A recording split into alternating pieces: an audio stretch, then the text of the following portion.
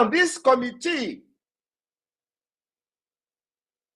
Nigeria, for ratifying this particular treaty, is mandated to submit a report to this committee that they are snubbed, violated their own ultimatum with impunity.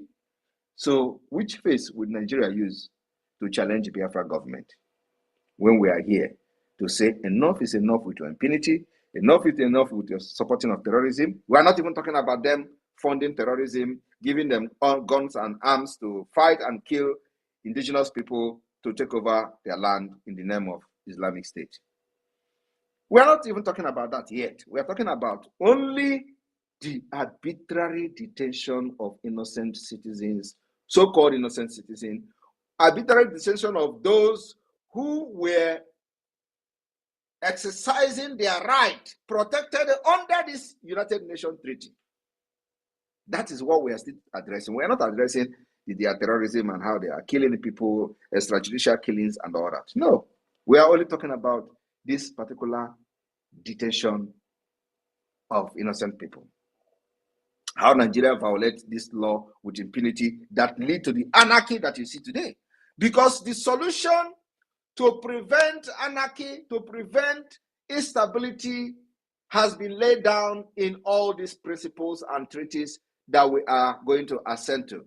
And once you begin to violate it, you are opening and creating a loophole for anarchy to come in, because people are going to resist you.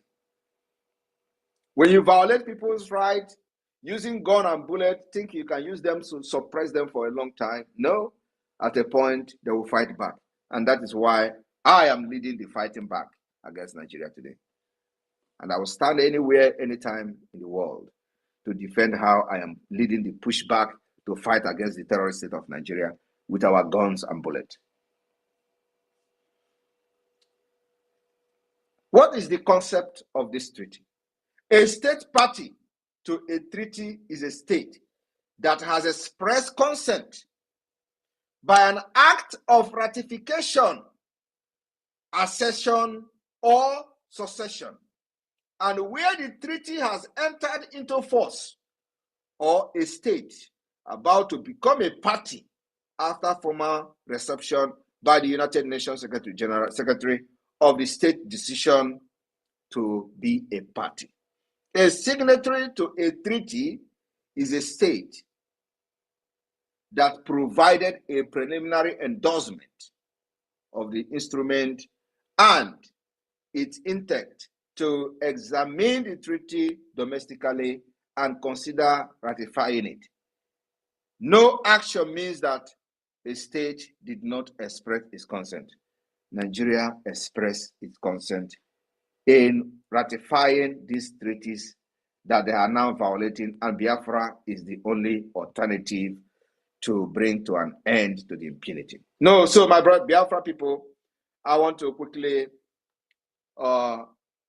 inform the entire Biafra people some of the international human rights treaty under the United Nations that Biafra government will ratify through the convention in Finland on the 2nd of December.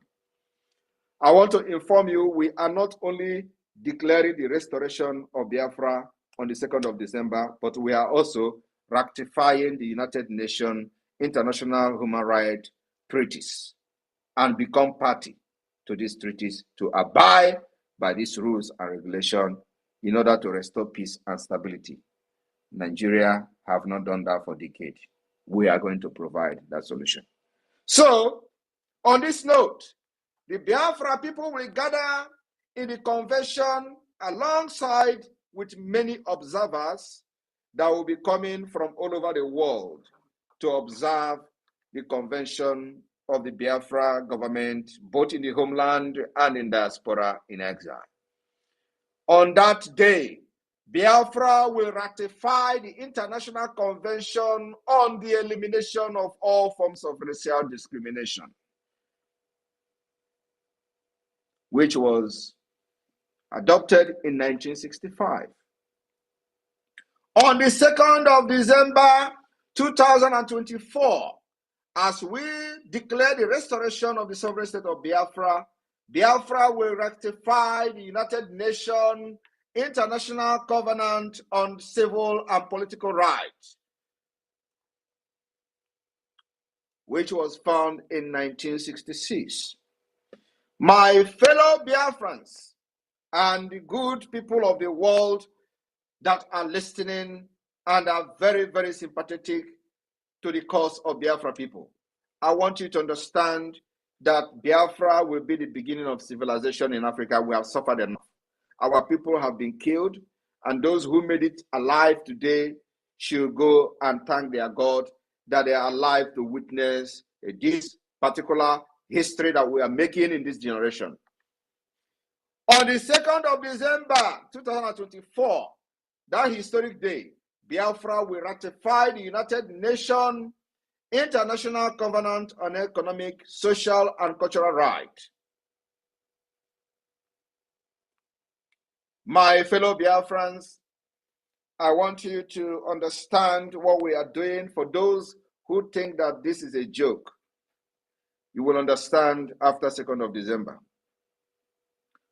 My fellow Biafrans, on 2nd of December, the Biafra government will ratify and assent to the United Nations Convention Against Torture and other cruel, inhuman, or degrading treatment or punishment, which came into force in 1984. On the 2nd of December 2024, Biafra government will assent and ratify the United Nations Convention on the Right of Child, which came into force in 1989. We are laying this foundation for those who do not understand how Biafra will restore stability in the entire region, to understand that only by the rule of law that sanity will return to the region of the West Africa, largest resources. On the 2nd of December 2024, during the convention that will shape the history of Africa, Biafra government will assent and ratify the United Nations International Convention on the Protection of Rights of all migrant workers and members of their families, which came into force in 1990. My fellow Biafrans, on the 2nd of December, we are not just only declaring the restoration of independence state of Biafra to raise a legal document, but we are also assenting as a government, ratifying the United Nations International Convention for Protection of All Persons from Enforced Disappearance. Today, Nigeria is known for enforcing the disappearance of those who criticize it, who criticize the government, those who criticize the leaders, those who criticize officials. They enforce their disappearance. Just a few days ago, we listened to one of the lawmakers bragging to a taxi driver how he can make him disappear and nobody will talk about him anymore. It happens. Thousands of people have disappeared as a result of them criticizing the government officials. While Nigeria was party to this treaty, they encourage and use their law enforcement agencies to violate it. Biafra is bringing alternative. How can you come against the Biafra government? We are people that embrace the future and innovation. So we are going to abide by this international covenant, international law, and international treaty, making sure that it is a pathway to restore peace and stability. On the 2nd of December 2024, the Biafra government will not only declare the restoration of independence state of Biafra to restore peace and stability in the Sahel region, but we are also going to assent and ratify the Convention on the Right of Persons with Disability. My fellow Biafrans, on the 2nd of December, when you hear them say December 2nd will come, a lot is going to happen that day. It's going to be one of the most important days in the history of humankind. The Biafra government, during this convention on the 2nd of December, will ratify and assent to the United Nations optional protocol to the Covenant on Economic, Social, and Cultural Rights. My fellow Biafrans, on that same day, 2nd of December, the Biafra government will also ratify and assent up to the optional protocol to the International Covenant on Civil and Political Rights. My fellow Biafra people and the lovers of freedom across the world, we are solidifying the legal document that will form the pathway to the recognition of the Biafra as a government, as a state, and then also to bring in lasting peace to the already deteriorating security situation in the Sahel and in the region of the eastern part of Nigeria called Biafra. My fellow Biafrans, on the 2nd of December, the Biafra government will be ratifying and assenting to the United Nations second optional protocol to the International Covenant on Civil and Political Rights. And our aim is the abolition of the death penalty. This particular convention aiming at the abolition of death penalty, Biafra government will assent and ratify this treaty.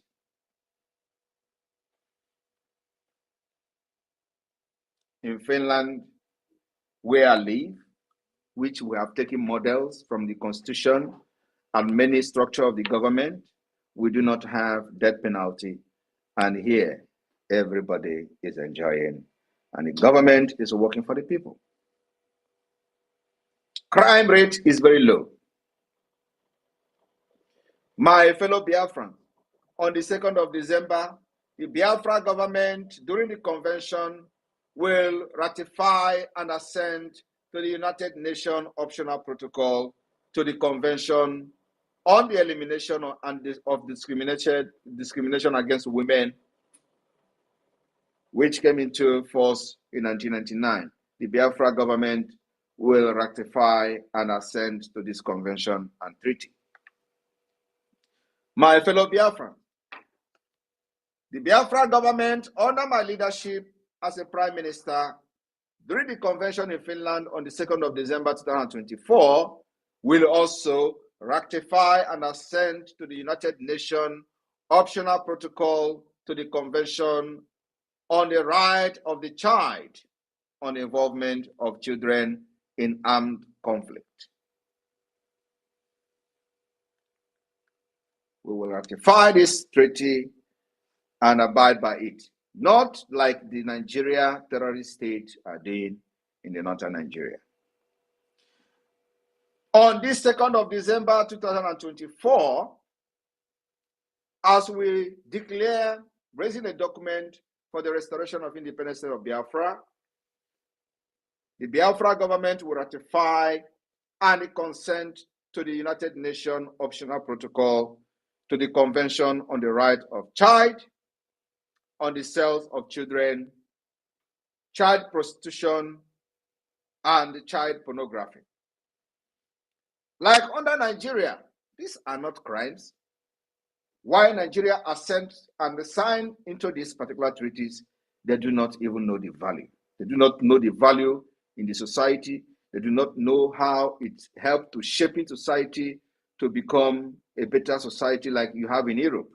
Like one of the criminals in IPOB, Nigeria, was surprised why Simon Ekpa is making all these utterances in the name of fighting Biafra and nobody is disturbing him.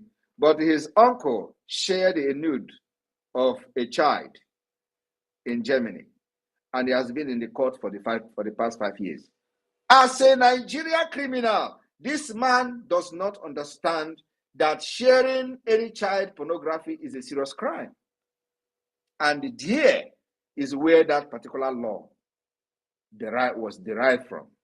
Under this particular treaty, under the United Nations, the optional protocol to the Convention on the Right of the Child on the Sales of Children and Child Prostitution and Child Pornography.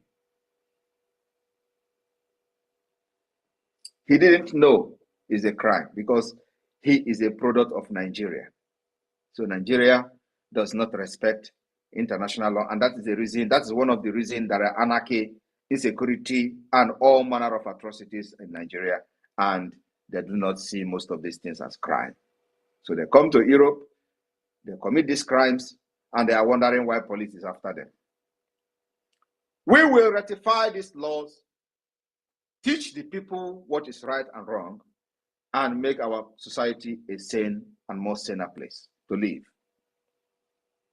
My fellow Biafrans, on the 2nd of December, alongside other dignitaries that will embrace our convention all over the world, they will witness and observe the Biafra government assent and ratifying the United Nations optional protocol to the Convention on the Right of Child on a communication procedure. We will also, on that 2nd of December, ratify the United Nations optional protocol on the Convention Against Torture and Other Cruel, Inhuman, and Degrading Treatment or Punishment. The Biafra government will not only do consent to all these protocols, convention, and optional protocols of the United Nations, but also we are going to ratify the United Nations optional protocol to the Convention on the Right of Persons with Disability. I want you to understand that there are many international instruments that the Biafra government will consent to, and make sure we uphold this treaty, not just consenting and ratifying it like Nigeria did and other Islamic terrorist states, but we are going to make sure that we follow these particular laws because it is the only pathway to peace. Once you uphold this law, the rule of law, and abide by the treaties, it is actually shaping to restore peace, stability, tranquility, and all manner of harmony that you can enjoy as a nation. That's the difference between the Europe and Africa. And like I said, because we have come here, there is no other tribe, there is no other nation in the world that is widely traveled like the Biafra people. And not only that we are traveled, we are also in the government in different countries of our residence. We participate in the nation building, and we have learned a lot, and we want to now bring it to build our nation, to make it the beginning of civilization in Africa. I want to stop here because of time. So I will be taking questions, especially from people who wish to ask questions. And even though I have a limited time, but now you have at least a glimpse of the kind of things we are doing or we are going to do during the convention. It is not just about declaring Biafra restoration and all that. The aim of and objective of this convention is to raise this legal document that we are going to use to pursue the recognition of Biafra as a state. And this is one of the pillars of doing that, is by ratifying the United Nations international human rights treaties and getting ready to abide by these rules and regulations in order to restore peace and stability in our region, in our country, and in our state. Thank you very much, the media team. Over to you, Raphael. I have given you a co-host, so Success, you can continue from here. Thank you. Thank you. Good evening, sir. Good evening, Prime Minister. And good evening, fellow Biafrans. All protocols do observe here. All ministers of the Biafran Republic government in exile and the de facto government in homeland, you are welcome to this very press briefing by our Prime Minister, making bold of our steps ahead of 2nd of December. And as you can just hear from him, it is not just go to Finland and make a declaration, then raise a document, start sending to countries for recognition, but also to be part of the legal binding force that binds other nations, which made that very singular forum called United Nations. And there are a whole lot of it, as he has named them here, which Nigeria was in a hurry to become part of.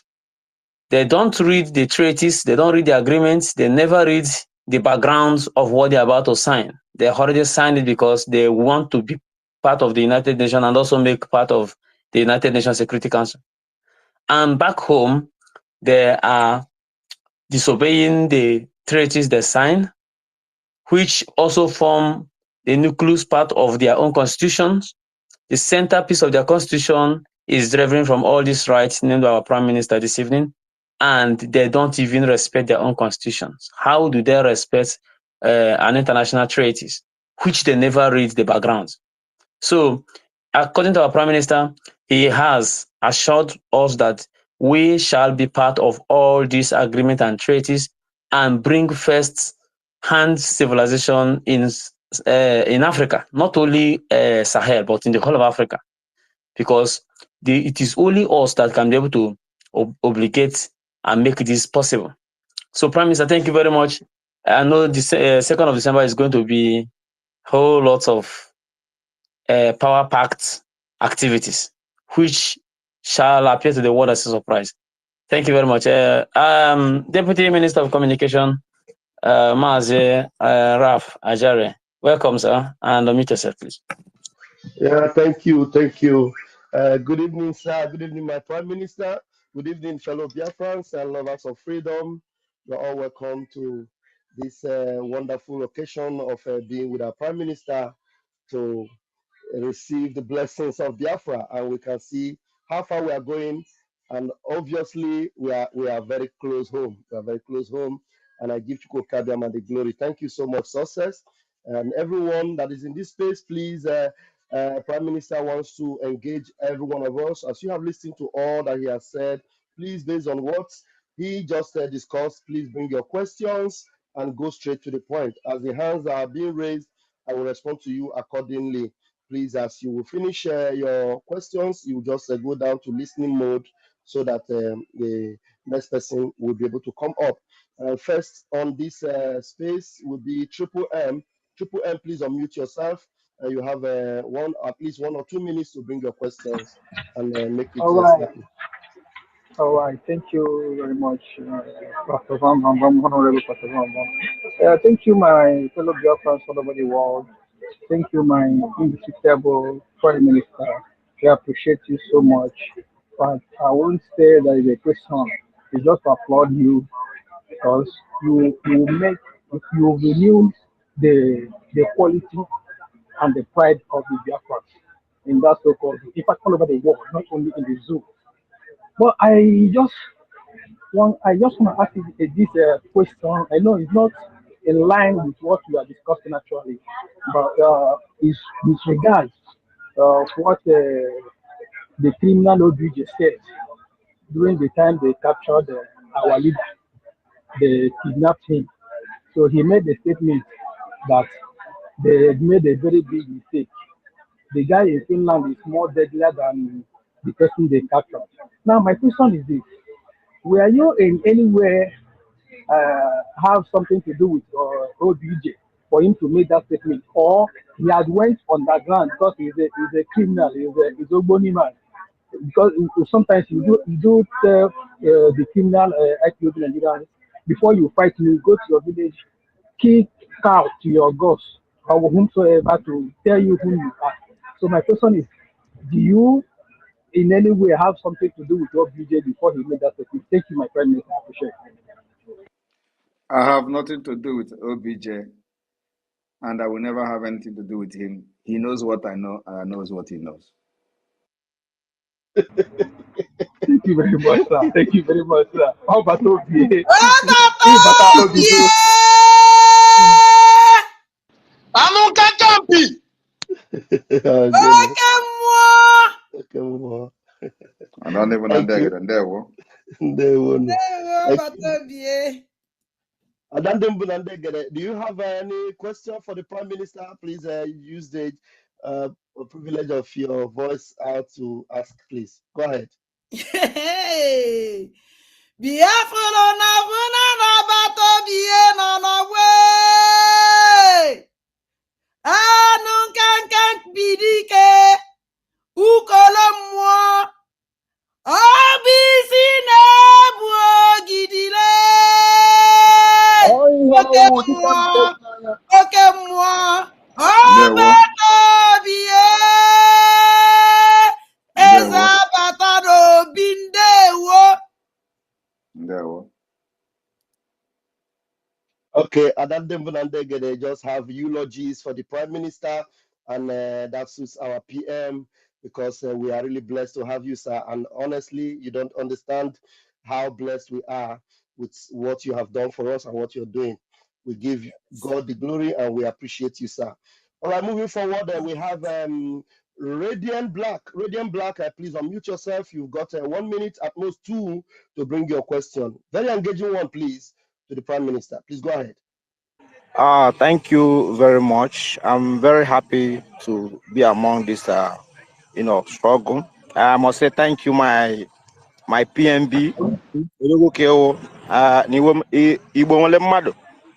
And I don't have much question. I just want to use this 1 minute to thank my PMB and all the force behind him today. I'm one of the happiest person in the world today. I must tell you, because of this, my Odogu, PMB number 1. So I thank the co-host and the ministers. You people are doing very fantastically well. I'm very excited. So as we in the homeland will continue to support you. People in the abroad will continue to support you because you are doing the right thing. So we are going there. Everything you are doing is on Abaya. Thank you very much. That is what I have. Thank you very much. Thank you very much. Thank you. Please, I want you guys to understand that at the level where we are now, we are engaging at a very high level, the topmost level of this particular movement. And you can see where we have gotten to. So we need more engaging questions. Ask the Prime Minister that question that is very hard. Just reduce some of the, thanksgiving and the appreciation. We know that you all are happy and excited. I want to just stay here and thank him and appreciate him.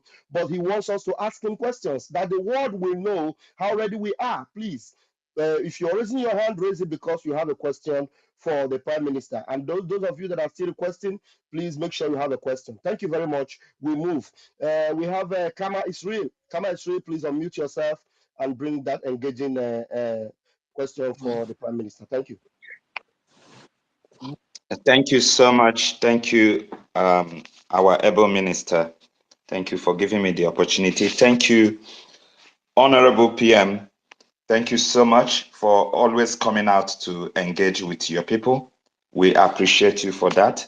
My question is something that's been popping up on different platforms, and I believe you're the one to give us the answer.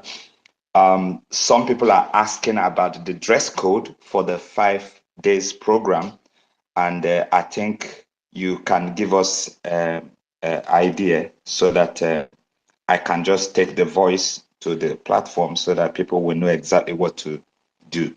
Thank you, sir. Prime Minister, is that a question you would like to respond to, sir? Yeah, the dress code remains the same like last year. It's Western style, black suit, black dress for women, and Western style, black, blue. So there is no traditional wear there.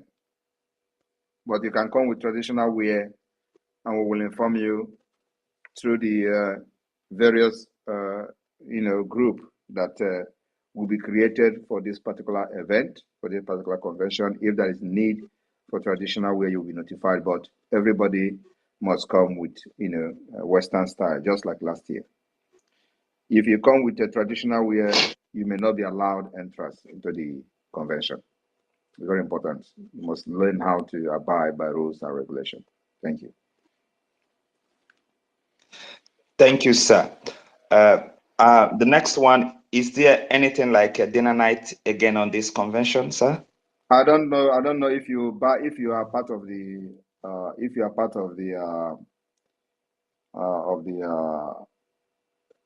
if you are coming, you should get that information from the organizing committee. Thank you, Okay. sir. Thank you. Kama Israel, thank you very much. We move. My Prime Minister, I also want to ask a question because you keep us dumbfounded every time as events are unfolding. I want to ask you, sir, you have always been telling us when Biafra will come. We will sleep in Nigeria and wake up in Biafra. And with the unfolding events, we see things playing out exactly the way you have been saying it. And just suddenly the emergence of Donald Trump, who happened to be the good guy for the United States of America, and you also happen to be the good guy for the United States of Biafra.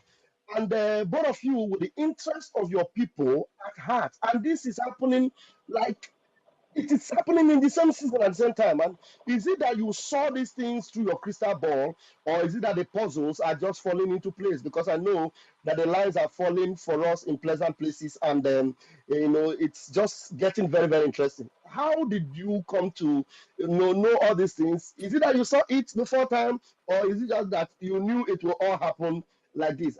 We're just dumbfounded. Please, can you just tell us a little bit, sir? There is nothing I have said that didn't come to pass. The only thing that I'm waiting for is this Biafra to become an independent state. That is the only thing I've said that is yet to happen.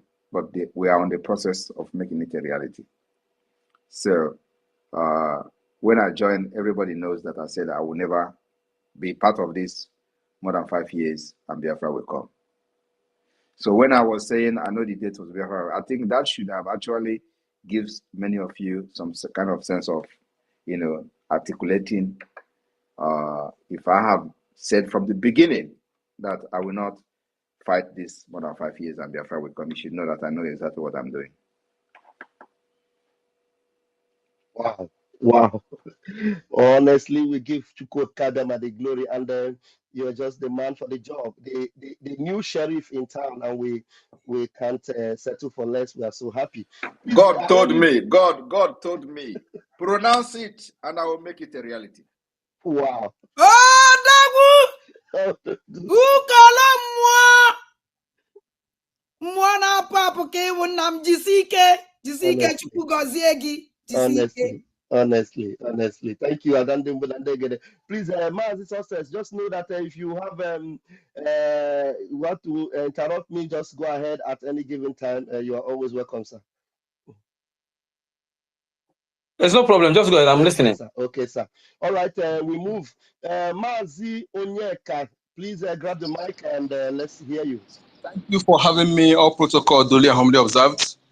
More jog. Agaba do. My question is this: today, I was engaged with some poorly informed Biafrans in a conversation regarding the convention, and one of them raised the question that only the international community have the right to declare Biafra. Say you are poorly informed. That our Biafran people have the right to give mandates to our prime minister to declare Biafra and wait for international community to recognize, countries to recognize. And we don't need much. So I want to be sure that my answer I gave him is correct. After the declaration of Biafra, which the Biafra people have given you the mandate to do so, after the declaration on December 2nd, how many countries we need for recognition before we can be a sovereign state? That is my question, sir. Thank you.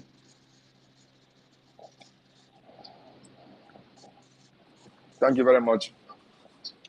You answered correctly. Thank you. Thank you so much. But let me tell you, it is not about how many countries that you need. You can have all the countries in this world and they still don't have your freedom. Okay. You can be recognized by 20 countries and still you don't have freedom. You know why? No, sir. Because there are countries that once they say yes, others follow. And there are countries that when they say yes, others will not follow. And if they say no, even if you like, carry everybody along with you, you will never go anywhere. And that country is America. That is why it is very important that we educate the foreign policy makers and decision makers in the United States to understand that Biafra will be the solution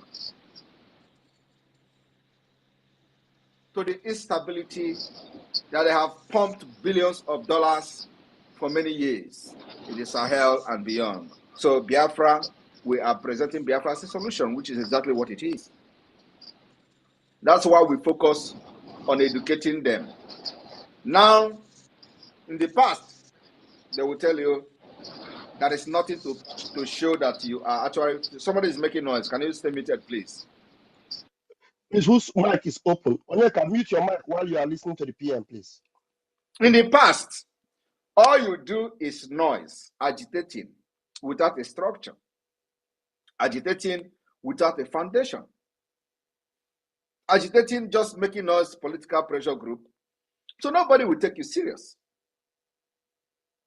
But they know that indeed Nigeria is not designed to profile the kind of solution that will put a stop to all the things going on in that region and beyond. So there is need for an alternative. But all the people that are bringing this alternative have not demonstrated the readiness to take that particular responsibility. So that's what we have done differently. So you need America. Once America goes, every other person follows. You will agree with me that during the Biafra civil and genocidal war, we have 4 to 5 country recognition. Did it give us independence? The answer is no. Did it make the United Nations recognize Biafra? The answer is no. But we have 4. And these 4 countries, or 5, are all members of the United Nations. It didn't give us the recognition. But had it been that America recognized Biafra, which they were actually about to, but because there were no foundation. When I mean foundation, I mean the kind of foundation that we have today, representation in the United States. A visible and good representation in the United States like we have it now. It does not exist. It didn't exist then. So there was no representation. But Nigeria is present in the US, so they know whatever that was going on, but Biafra doesn't have privilege to those information. So when America was turning its back on Nigeria, they begin to pressure the Biafra side to embrace peace and give up the fight. So it was actually a scam that Gowon did to Effiong. Because Effiong did not know what America was thinking, because there was no representation. Today we have representation and we have voice in Washington, D.C. We have voice in the Congress. And that's exactly what we'll continue to educate them in the Congress to understand that that particular problem of 1960 has tripled. And there is a need to put a stop to it. Not only for the interest of Biafra, but for the interest of the United States and for the interest of the West, which will be in turn benefit Africa. So it is a win-win for everybody. How will you not abide and agree by that? So my brother, what we are doing in Finland is to generate this legal instrument, legal document. Like if you have been listening from the beginning, I was mentioning some of the international treaties, human rights treaties, the United Nations human rights treaties and convention that we are going to ratify and assent in Finland during the convention to be a backbone for this legal document, including the result of the self-referendum, including the declaration document, including the constitution of Biafra people, and many other things that will be adopted. This whole thing will form the legal backbone and the legal document for Biafra government to pursue the recognition from the top, from the United States Congress, United States Department, and we educate them until they understand that Biafra is the only solution. As that is happening, we'll continue the eviction of Nigeria in Biafra land. Nigeria can never survive me. Thank you. Thank you so much, Honorable Prime Minister Mogvisto Ebos. Thank you.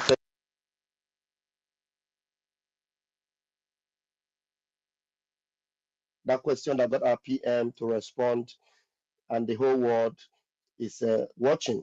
Thank you. All right, please, those of you that are in the space as a speaker, you need to raise your hands. When we finish attending to the hands that are up, we will change the room with those that are waiting to come in. Rage and Fury, please grab the mic. All right, thank you very much, my honorable minister. I hope I'm coming out loud and clear. Go ahead, my.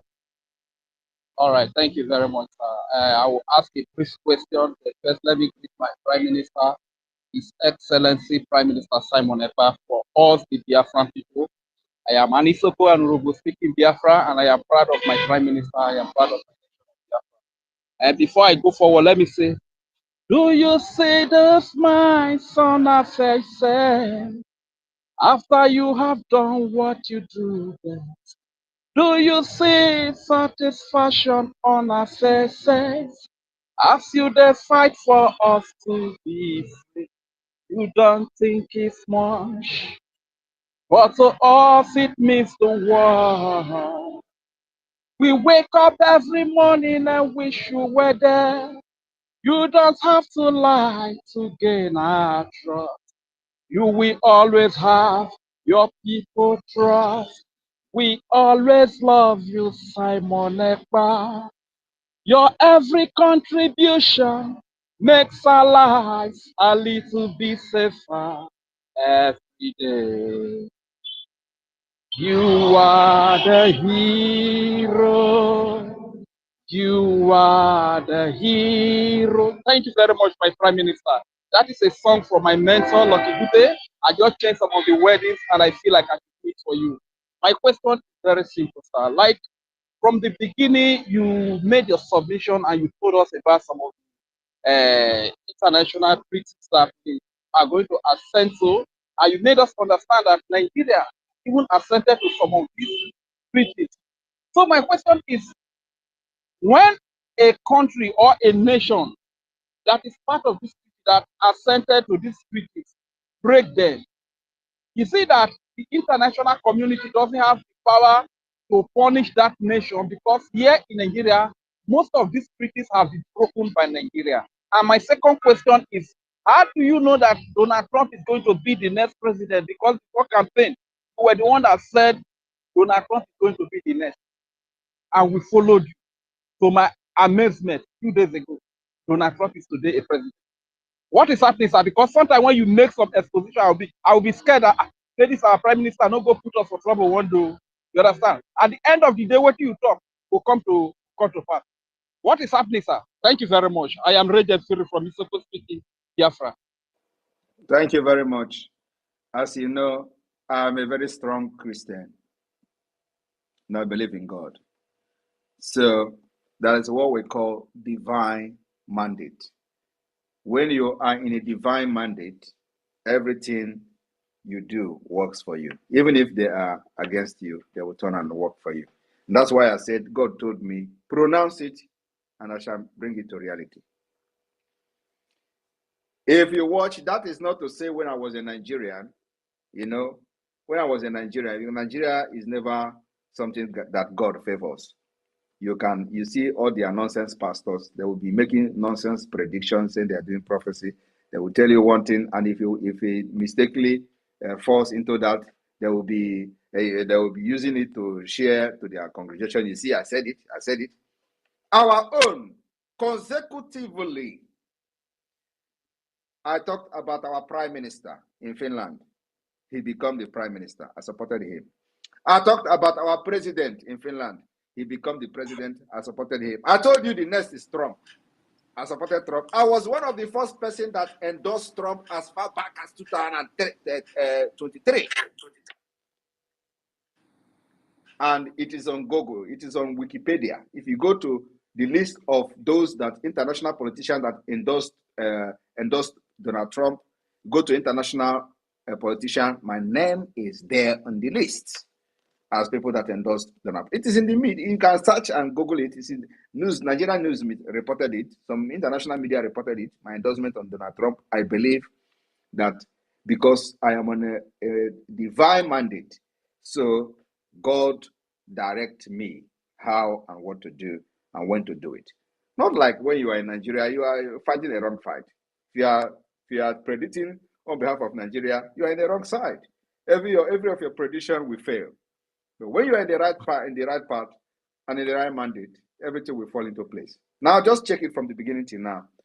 There is nothing I have said that I have not had, including the kissing of dust of our enemies. They are falling one after the other.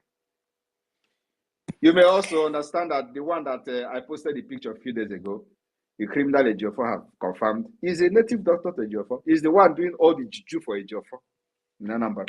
They call him Odanike. He was the commander of ESN. They recruited him immediately the same as in Americano.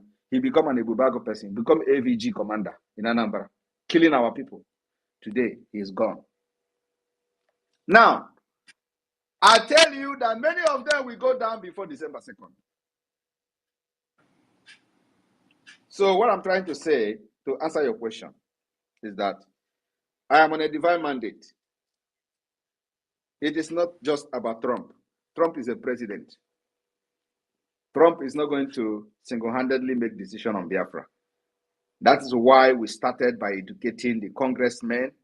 That's why we started by educating them, and now we are moving to the United States Department of State to educate them on the importance of Biafra.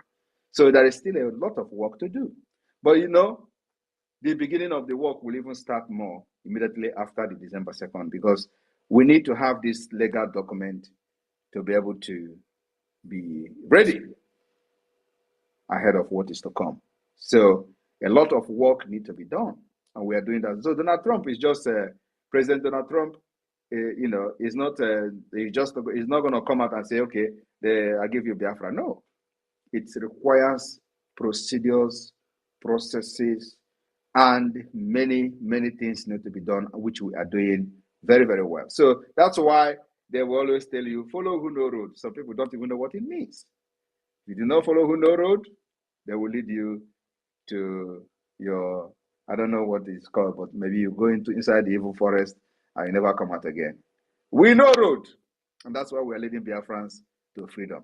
So this foundation we have laid today, you can see where we are today. You can see for the past many decades of Biafra issue, nobody has ever in the public discussed with anybody in the Congress, except now that the Biafra government, under my leadership, we just started. And on the 2nd of December, which is just few weeks from now, you are going to see the caliber of people that will be in the Biafra Convention in Finland. Thank you. Wow. Thank you very much, sir. Thank you very much, sir. And that I think you have answered my second question, which I would have loved to ask that, being that you were the first to endorse Donald Trump, the Prime Minister of the Biafra Republic government in Homeland and the de facto government in Homeland, being that you are the first to endorse Donald Trump, how does it affect, how does it contribute to our freedom? But I think you've answered that. And let me use the mic by saying,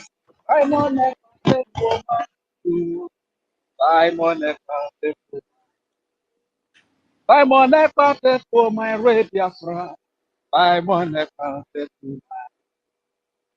Simon Ekpa-As for my Nojano. Simon Ekpa-As for my Rufoma. Simon Ekpa, so much. Thank you very much, sir. I yield. Thank you very much. Thank you, Rage. Rage and Fury, thank you for all you do. Thank you for your commitment and your service. Blessings. All right, as we move, I welcome our fellow media person in the Biafra government, our own Betty Ford. Mommy, grab the mic. You're welcome. Thank you so much, my wonderful Prime Minister. I thank you. I love the way you started this program. In fact, I am very, very happy. Sorry, my people. I thank all of you for gathering and coming around whenever we are on the air. Thank you all so much. I appreciate all of you. My PM, I will call you this name. I don't care what people think. You are the Jesus of our time. And I thank you so much. I'm very proud and happy to be working under you. You have really thrown the light and it is shining. There's a question. Well, I won't call it a question, but it's just to make reference to it. On the X, I saw Nigerian government appeals to Donald Trump to distance himself from Simon Ekpa freedom agitation. Whether they said it or not, they don't know that America came by agitation and by fighting as well. Is there anything you can throw a light on that very comment, if at all it is true?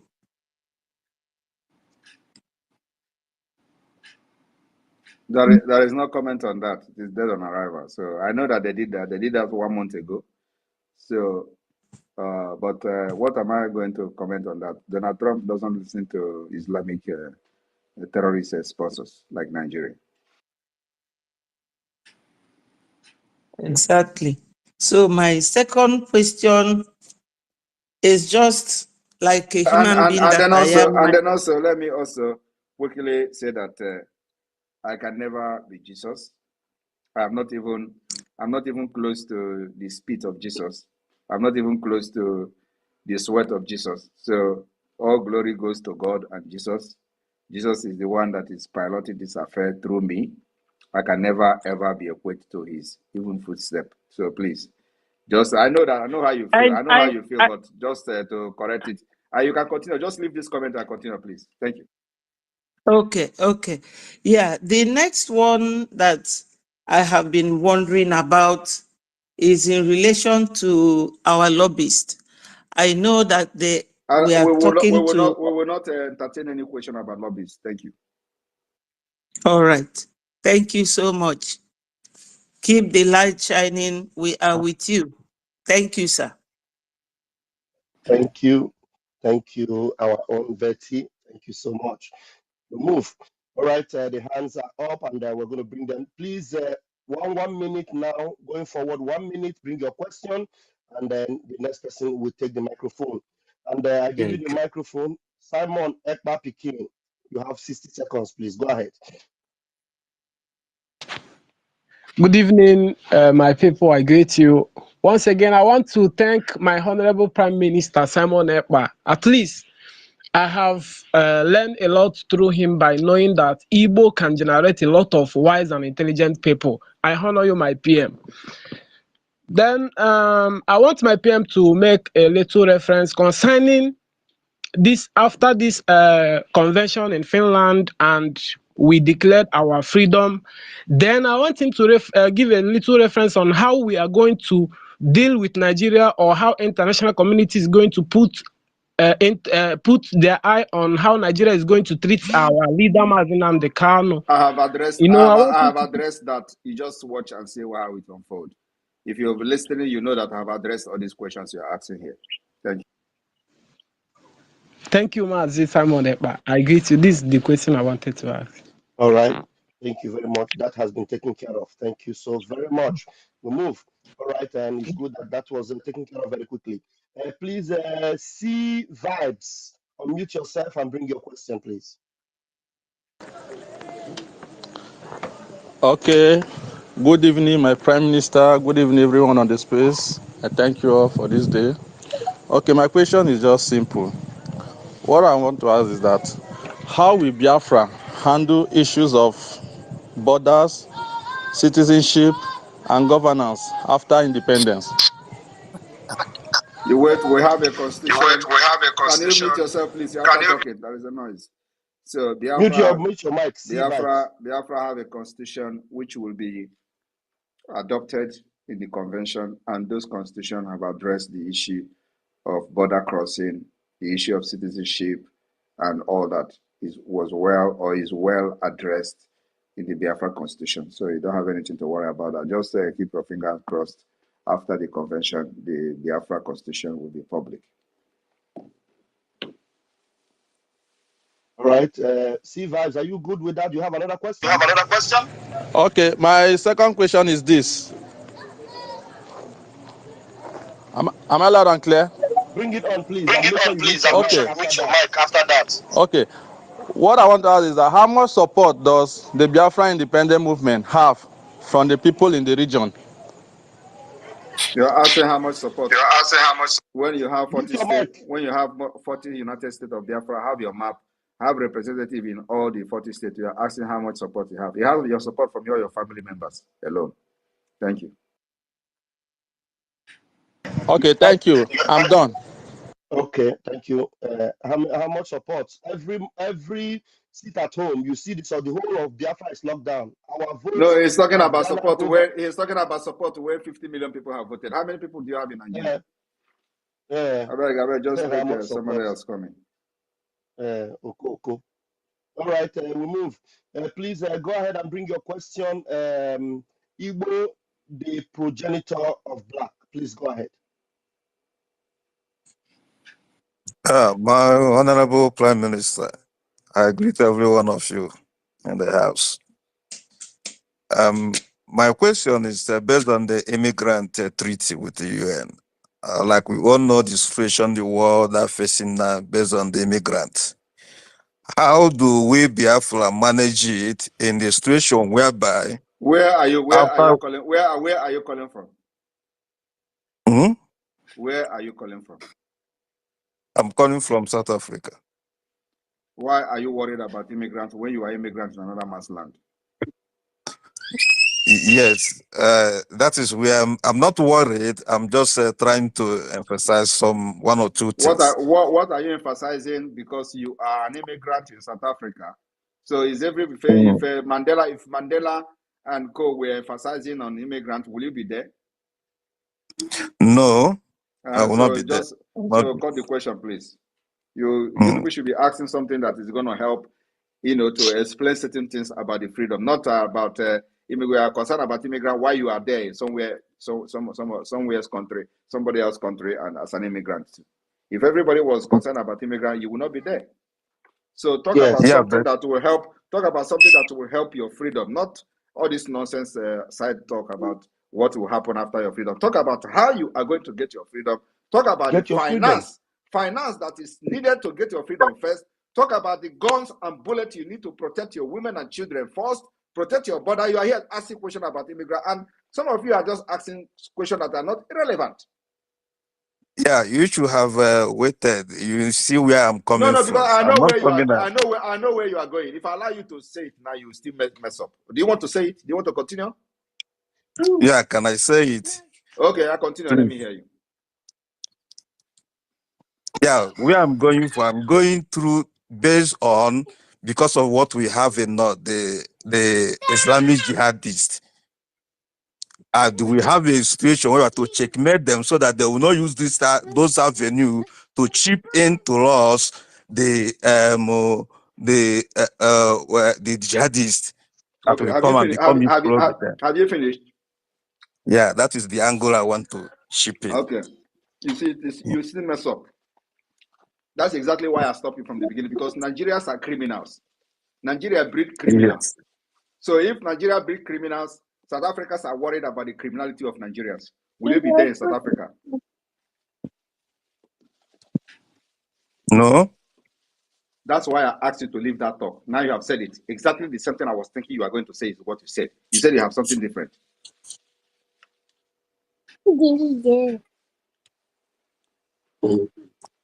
You see, Okay, I think I rest my question. thank you. I withdraw my All question. right, thank you. Thank you very much. We move. Please, the next person to bring your question is brother. What's this, brother? Brother Van Van Van. Brother Van Van Van. Oh yeah, let's hear you. Good evening, sir. You're- Good evening, everyone. I want to thank the for this privilege. Sir, I've been following you closely and I've been observing everything you're doing.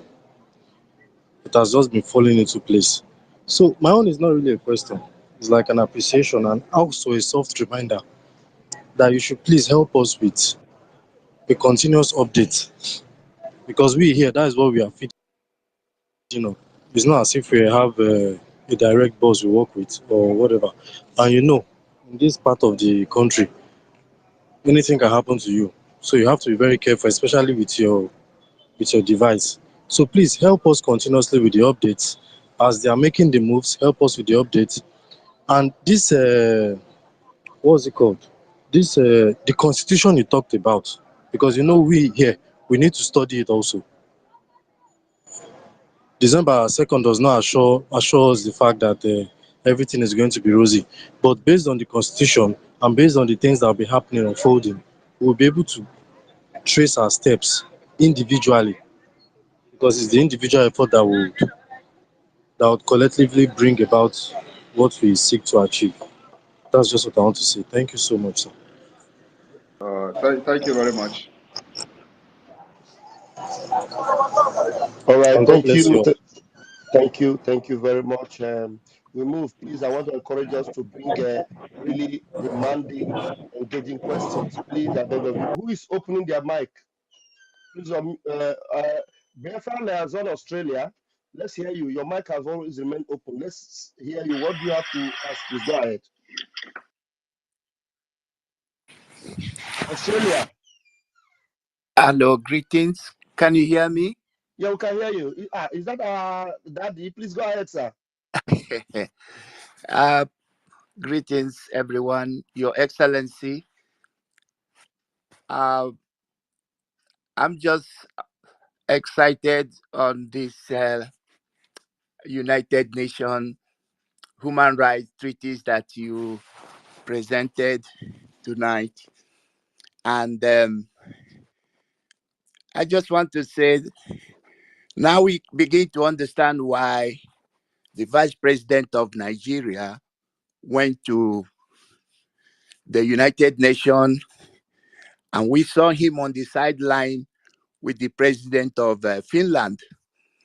And when he got back home, the news media was twisted the whole thing and saying that the reason why he had the president of Finland on the sideline was to ask him to support Nigeria to become members of the United Nations. Now, we now see why Nigeria got only 2 votes, because the vice president himself that was soliciting for Nigerian membership was himself the leader, the sponsor of the terrorists that is ravaging the whole country. With what you stated and with all these human rights treaties, I could now see the saying that says overtaking is allowed. Today, it has become clear to the world that United States of Biafra has overtaken the zoo called Nigeria. So I just want to bring it to the notice of everyone that what our PM have just stated tonight has shown what kind of nation that Biafra is going to be. Overtaking is allowed, my PM, and I don't think Nigeria will have anything to say, especially their media having understood what you share tonight, and all these treaties Nigeria is supposed to be a signatory to, but unfortunately they ignored because they don't know any better.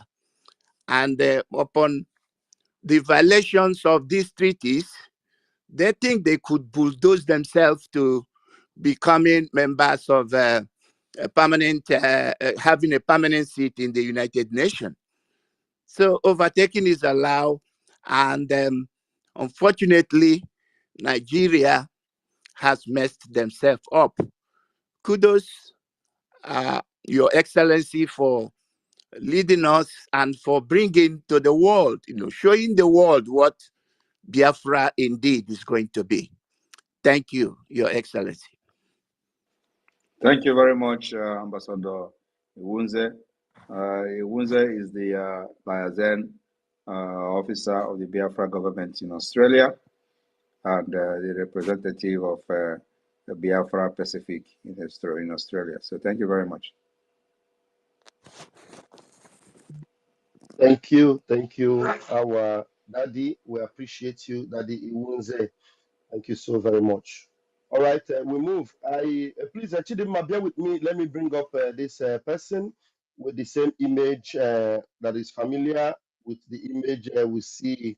There's always, antagonizing and attacking. I don't know. Okay, let's see. Mayor, I don't know if you is the same person that owns this account, but we are happy to have some of you here.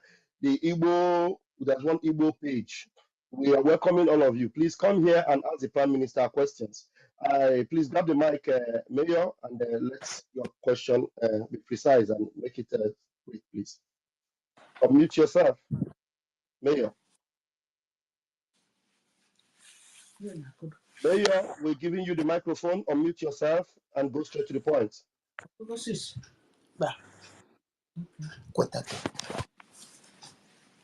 Yes. Mayor, are you ready to ask the question, or should we remove you from the speaker? All right, maybe he's scared. They're scared to confront the Prime Minister. I'll still leave you in the room. When you're ready, you come up with that question. Chidinma, please grab the mic until that Mayor is ready. Good evening, my PM. Our honorable Pastor Vam and the ministers in the house. I'm so excited. I don't know where to start because this is my first time. I've been trying to enter this space. This is my first time of coming into this space where my PM is addressing issues. I'm very, very excited. And the question that I wanted to ask, it just seems as if my PM knows what was in my mind. He treated it because I am part of this religious side that was so deep in me. All these things, when I realized that there is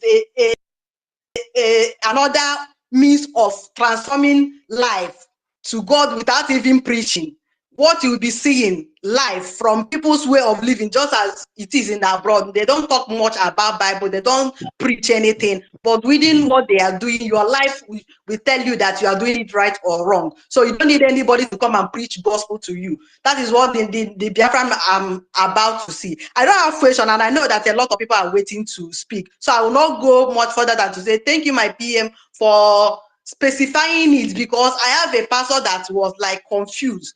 She was very distressed about how are we worshiping human beings? It started from our leader, because when we used to say, nah, they can, is another savior. All these things sometimes it scared them, as if to say that we don't realize that there is God.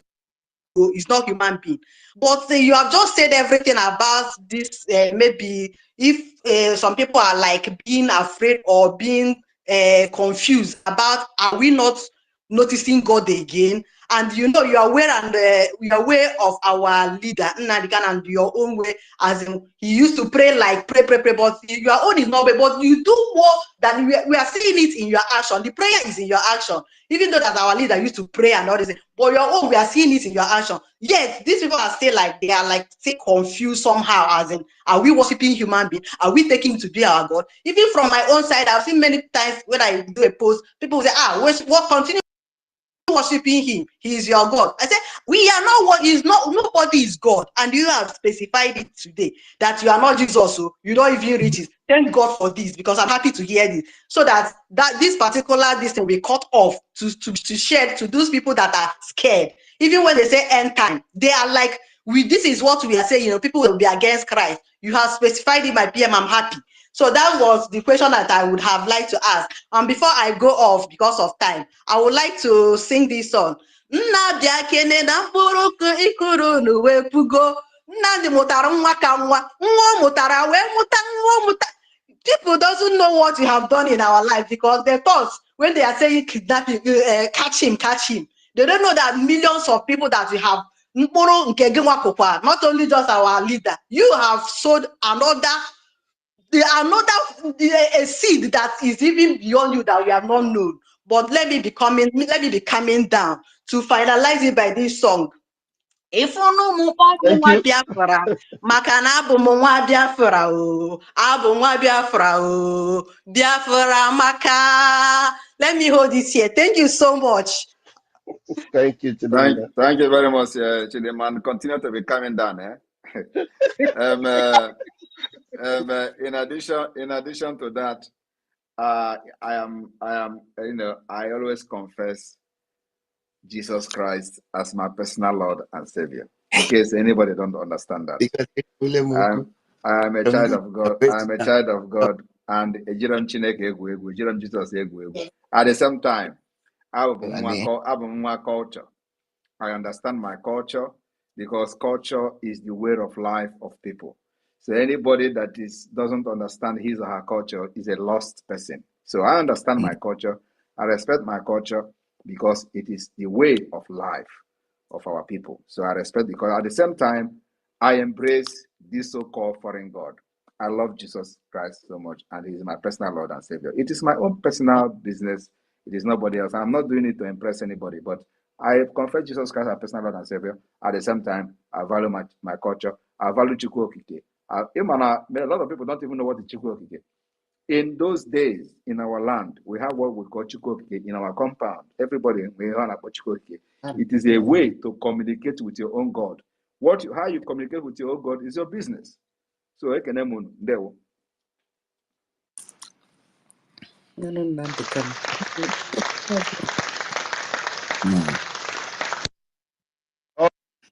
Thank you. Thank you, our able Prime Minister. We are also honored to have our Chief of Staff. But Chief of Staff, please bear with me. There is this person here that probably have gone to gather some questions, and I'm really curious to have this face here. Mayor, have you gotten the questions now? I'm going to give you the last chance. Open your mic and let's see if we've got any question for the Prime Minister. All right. Good evening. I have some questions, and some sincere questions I will need answers.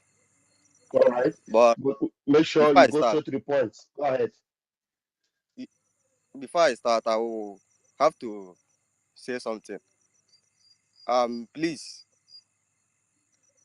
There is a guy you called Umokoko. Raphael, I'm Please, I'm going to remove you. I'm going to remove you now if you don't ask your question. It's very unprofessional who claims to be representing people to call someone Umokoko when you think that person asked a sincere question. Please go ahead and ask your question. If you are not doing Umokoko, ask your question. When you you conduct a space, I expect you. Wait, Raf, allow him to speak. Allow him. I expect you to be more professional. You don't call people who might be a bit confused. You call them Umokoko on a space that maybe there are international people listening. I expect you to be more professional. That's my advice. Now, this is my question. I have been following, and my question goes like this. I have seen there are some situation here whereby there is an attack on the military personnel, and they invade villages, burning homes and markets, maybe abducting innocent youth. I want to know if there are plans, maybe after they said 2nd of December to make sure that this type of attacks are minimized? This is my first question. Okay, sorry. Before I answer you, can you be specific? What kind of attack will be minimized? You mean the military burning the villages and all that, or abducting our people? Yes. Okay, so Yeah, I'm talking about. okay, so you know that the military are burning and abducting our people, right? And your question Sure. is, what do we do to minimize it? Yes. Is there any plan on ground Okay, all to right. make Let sure me this type of let me answer you, please. Everybody stay quiet, please. Yes, as No, a matter of PM, the destruction is coming from their end, so they are plenty okay, there. so everybody Yeah. stay muted, please. All right. So yes, as a matter of fact, there is a plan, and the plan is what you see today, because the level of killing by the Nigeria terrorist army, that's what addressed them, because that's what they are. It have reduced drastically compared to what we used to witness in the past. And you can agree with me, no matter how bad you see it today, it was worse in the past. Prior to 2021, we saw worse attack on our land, and immediately Mazi Nnamdi Kanu was kidnapped in 2021, then unleashed mayhem, the worst, massacre of our people and, burning of our properties and villages witnessed from 2021 to 2022, until I pick it up from there, and the whole thing begin to reduce. So we begin to make sure we attack them in self-defense. And so attacking them is not something that will, reduce their barbarism overnight. It's something that takes time. And that time it is taken from 2022 to 2023 to 2024. You cannot check yourself. Check those places they have been attacking before. Check Biafra land yourself and see the differences that we have made today. Today we have reduced the attack to the to the minimum. And it will continue like that until we make sure we evict all of them from Biafra land as we pursue the international recognition of Biafra. So that's where we are. We may not be able to stop them completely. Even them, they cannot stop, they are part of the terrorists in Nigeria, so they cannot stop every attack against Nigeria indigenous people. So we are going to make sure that we suppress them to the minimum. And that's exactly what we are doing. So by the day, we reduce their strength until there will be no more. Thank you. All right. Thank you very much for that answer. And please, according to my research on the Biafra government in exile, I realized that the legitimacy of a government in exile depends on its local supporters in the grassroots levels. So I have also realized that there are some areas where there is a means of communication. I have seen you post something like a radio, and a radio, yeah. So, and in the part of Biafra land where I reside, I don't think there are people who know much about what is going on. So even some of them rely on me for some information, yeah, which I know few of the information I give them too. So I'm also asking to know if there are plans to make sure that everybody is carried along, maybe educated in some part of Biafra land, to educate them on what to expect after 2nd of December and why 2nd of December is very important. That's exactly what we are doing here. So now, if you are one of the channel of their communication, you are in this space. So whatever you learn from this space, I don't know when you join, you can now go and continue your job like that, because no government will get everything right. And especially we that are in exile, because of the fragile situation in the homeland, we are in exile, operating from exile. So not even the so-called government have any influence in the homeland to control the communication or make everybody to be informed of what is going on. Many of the things happening, we in exile are the one informing people back home. Many of them don't know when terrorists come to their backyard and kill their neighbors. They don't even know about it. It is us that shares the information to the neighboring villages that they have attacked them, or they have attacked your neighbor, and they will begin to see it on social media. So it is something that takes time, and we are making progress in that aspect. So if you are the channel of communication to the Biafrans that are where you are, you just continue that way. Make sure you tell them the truth and tell them what you know. Do not carry propaganda on behalf of the Nigerian government, because by the time they find out the truth, you become the enemy. Because they're going to find the truth. They're going to find out the truth one day. So if you are one of those who carry propaganda to them and lie to them, one day they're going to find out the truth, and then you become a bad person, and it may cost your life. I'm saying this because not everybody, especially the grandpas in the village, and that not everybody is on social media. Yes, So not everybody is on social media. But have you wondered how Biafra were able to gather almost 30 million votes and 50 million votes and counting? Nigeria government, with all their radio and all that, they could not even have up to 25 million votes in Biafra territory. 25 million or 24 million registered votes, only 4 million voted in the general election. The results are there. But look at our grassroots awareness. We have 40 United States of Biafra. In each state, we have 15 counties. These 15 counties of each state have been occupied by county head. And in these counties, we have in each county 5 districts. These 5 districts have also been occupied by district head. And in this, it means that we are also in the grassroots. So those people that are lacking information are those who are not interested, or who are not interested in the Biafra struggle until now. So now they begin to pay some kind of interest because they see the direction where we are going, and they are looking for information. And most of them are just looking for the information now. But we have actually captured a great number of Biafra, up to 50 million. That's completely in examination. It's a pass mark. So we do not expect to capture the entire Biafra territory to make sure we get to every individual. It is impossible, especially at this stage that we're operating. So this particular number we've gotten now so far in the self-referendum is a pass mark to attract international interest and international recognition. And that's all we need. We cannot get everything 100%.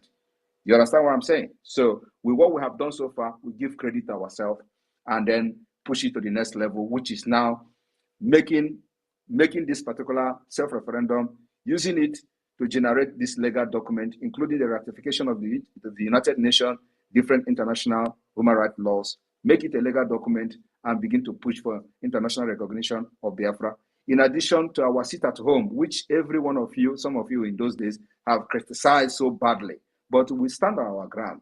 They say we are killing people to sit at home. At the end of the day, the same people have come after 3 years to say, in fact, they have not agreed that Biafrans are willingly sitting at home. It is a price and sacrifice that they have to make for us to be able to delegitimize Nigeria, to prove that Nigeria no longer control at least some part of the Biafra territory. It may not be all, but the biggest part of the Biafra territory, Nigeria has no control over them. And that part is the hinterland, the southeast. Thank you. All right. Right. You have want one to- last question, please. One last question. Pick the best question Okay. that have bothered Okay. you. That very best one. Pick it and ask it. Just one more question. Go ahead. Let me ask one more question. There was a viral video that some people were posting where there were gunmen. I don't know if it is the Biafra Liberation Army but let me say there were armed men on that video saying, if you don't sit at home, you will die. So I'm just saying, if it is the Biafra Liberation Army, that maybe they should be told on how to, on they should be controlled on what they say while on camera when they go about to enforce the order that is given to them. Because I know that some people are looking for loopholes to say this is the criminality or this is what they are doing wrong. So I advocate for them to be properly disciplined. Thank you. Thank you for your answers. Thank you very much. And I will tell you that that video you see has nothing to do with the Biafra Liberation Army. In fact, as a matter of fact, that video was probably a video of 2021, when we were not even, yet in this whole thing that is happening. So it was a video that was made by the Nigeria government to blackmail the ESN then. It was not even when Biafra Liberation Army was formed. Biafra Liberation Army was unveiled last year during the Finland Convention on the 21st of October, if I'm not mistaken. So it has nothing to do with the Biafra Liberation Army, and it can never be.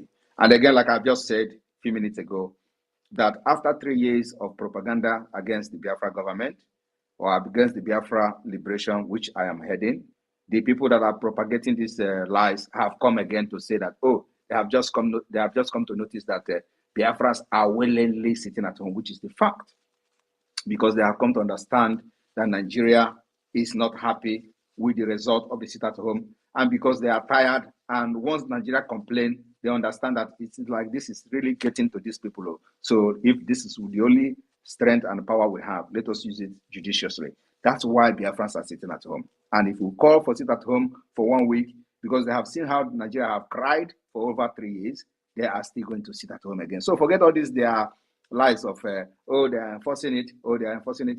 When Mazi Nnamdi Kanu was here, did you not hear his broadcast on Radio Biafra during the time the orders sit at home? We have not said most of those things. We have not done anything like that. We have not enforced anybody to sit at home. We are fighting to protect our people from getting killed by the Nigeria army. Just like you said in the beginning, that how do we stop them from burning the villages and killing our people? These are the people trying to blackmail the Biafra movement, but they failed because they thought that when they bring gun, Simon Ekpa is going to run away. I'm not going to run away. I will still call again another sit at home that will even be worse than what they have seen before, but the time is coming. So it is a price that our people have to pay to delegitimize Nigeria and prove to the world that Nigeria have no control over the Biafra people again. That's what we are gaining, because a lot of people are asking, what is the sit at home doing? So apart from the economic strangulation of Nigeria, we're also proving that they have lost completely control over the people, at least for this part that are sitting at home, this part of Biafra that sit at home, the Nigerian government have lost control over them. It's very important because the government in exile have to demonstrate they control some territory of their land, and that's what we have done. Thank you. Thank you. And, All right. Mayor, hold on. Mayor, hold on. Mayor, I'm going to give you a chance to ask another question. You see that you are engaging our PM now, and he's responding to you. So for those that are still waiting to ask questions, these are the kind of questions that have been bothering you, and you have been listening to all the propaganda and lies. Now the PM will respond to you. And I will not call you a Coco if you are very reasonable with your questions like this. So please bring up that question again. Another one. Who's another one that is very hard? Please, who is talking? Who is talking? And please, he can All right. he can actually invite other people while he's on this space. So he can invite his fellow people to come here and ask questions, because I will give them opportunity to do that. Thank you. Exactly. So if you just ask another question, we can stop. We don't even want our Biafra Republic government to come up here and ask us questions. We are looking for people like you. People like you, more of them, come here now and ask your question. Mayor, I'm going to give you another chance for 2 more questions, because while you're asking the questions, more of them will come and see that we are not attacking you. We are not calling you a Coco, because you are here to ask that questions that bother you. Please take the mic again and ask. Grab the mic. You can go ahead. All right. One more question is this.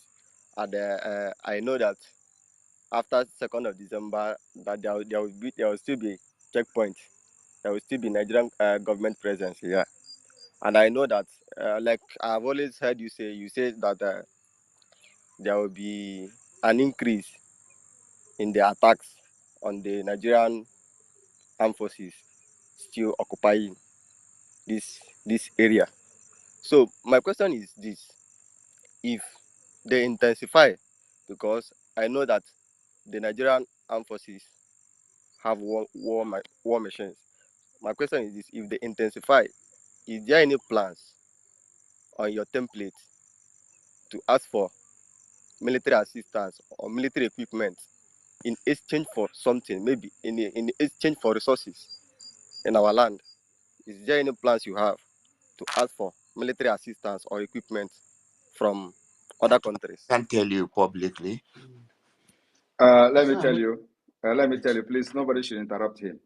As a matter of fact, we are already in that kind of intensity of war against Biafra people, but we are defending our land and defeating them. I don't know other how they will intensify the attack other than the throwing bomb. They have thrown bomb. They are throwing bomb all the time. You know, many of you are not aware of this. They are throwing bomb, and we are shooting at them from the ground or while they are on the air throwing the bomb. We have anti-aircraft. I don't know whether you people are aware of that. Our anti-aircraft may not be that sophisticated, but we are engaging them, and they will never stand to fly 10 minutes on the air, and they will run away. I don't know whether you're aware of that. We have sophisticated anti-aircraft too that we're using to engage these people. So ask people in Imo State to tell you what is going on. And that is a reason for why this whole thing is happening in Imo State. And you may not, I don't know whether you're aware of that, but like Mazi Nnamdi Kanu said, for those of you who may not like Mazi Nnamdi Kanu because of what you claim the way he was preaching his own, he said that Biafra will come from Imo State. And there was a reason for that.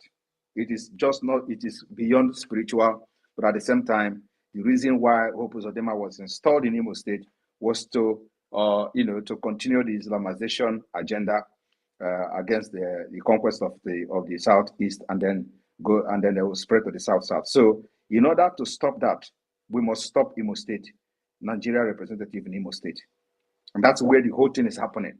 So, for those asking why is this thing happening in Imo State, it is happening not only in Imo State, it's happening all over Biafra land. But where it is more defined is in that Imo State, where they have installed their, the point, their cardinal point, which is their strong man. Their strong man, which is the cardinal point now, where they will use to spread to other parts. So we must engage them and eliminate the presence of Nigeria from Imo State. That's why it is happening there. But having said that, yes, we are ready for anything. I mean, anything to make sure that we protect the life of our people, our women and children. Those life of our women and children are the most important thing for us. And that's why we are doing everything. So we are going to do everything and anything possible to exchange whatever natural resources in exchange for arms and ammunition to protect our land. We are ready for that. But let me tell you, we may not even go to that extent. Who is making this noise, please? I don't know. I'm looking for the mic. I don't know which mic. I don't know which mic is making that noise. Honestly, I don't know. We are ready for anything. And let me tell you, we may not even go to the extent of saying that we need more weapon. Everything is not about weapon. Everything is not about gun and bullet.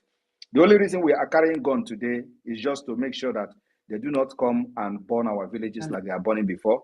They do not come and kill our people like they are killing before. That's the only reason we have these guns. So it is not to go to fight and liberate ourselves or to fight and break away from Nigeria. No, we are not fighting to break away from Nigeria. For us to fight for break away from Nigeria, we need jet, we need armor tank, we need all those things. We're not fighting to break away from Nigeria. We're only fighting to defend ourselves, to defend our women and children from getting killed like a chicken like they have done in the past. That's the reason we have gun. Our gun is not to break away from Nigeria and declare independent state. No. Our gun is as we are pursuing the diplomatic... Who is making this noise, for Christ's sake? I need to mute. Let me mute everyone. Maybe it will help. Okay. I think, all right. PM, go ahead, sir. All right. So that person is still talking. How manage? Who is this person?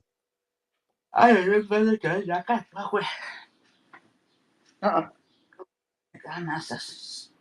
is this person that's can you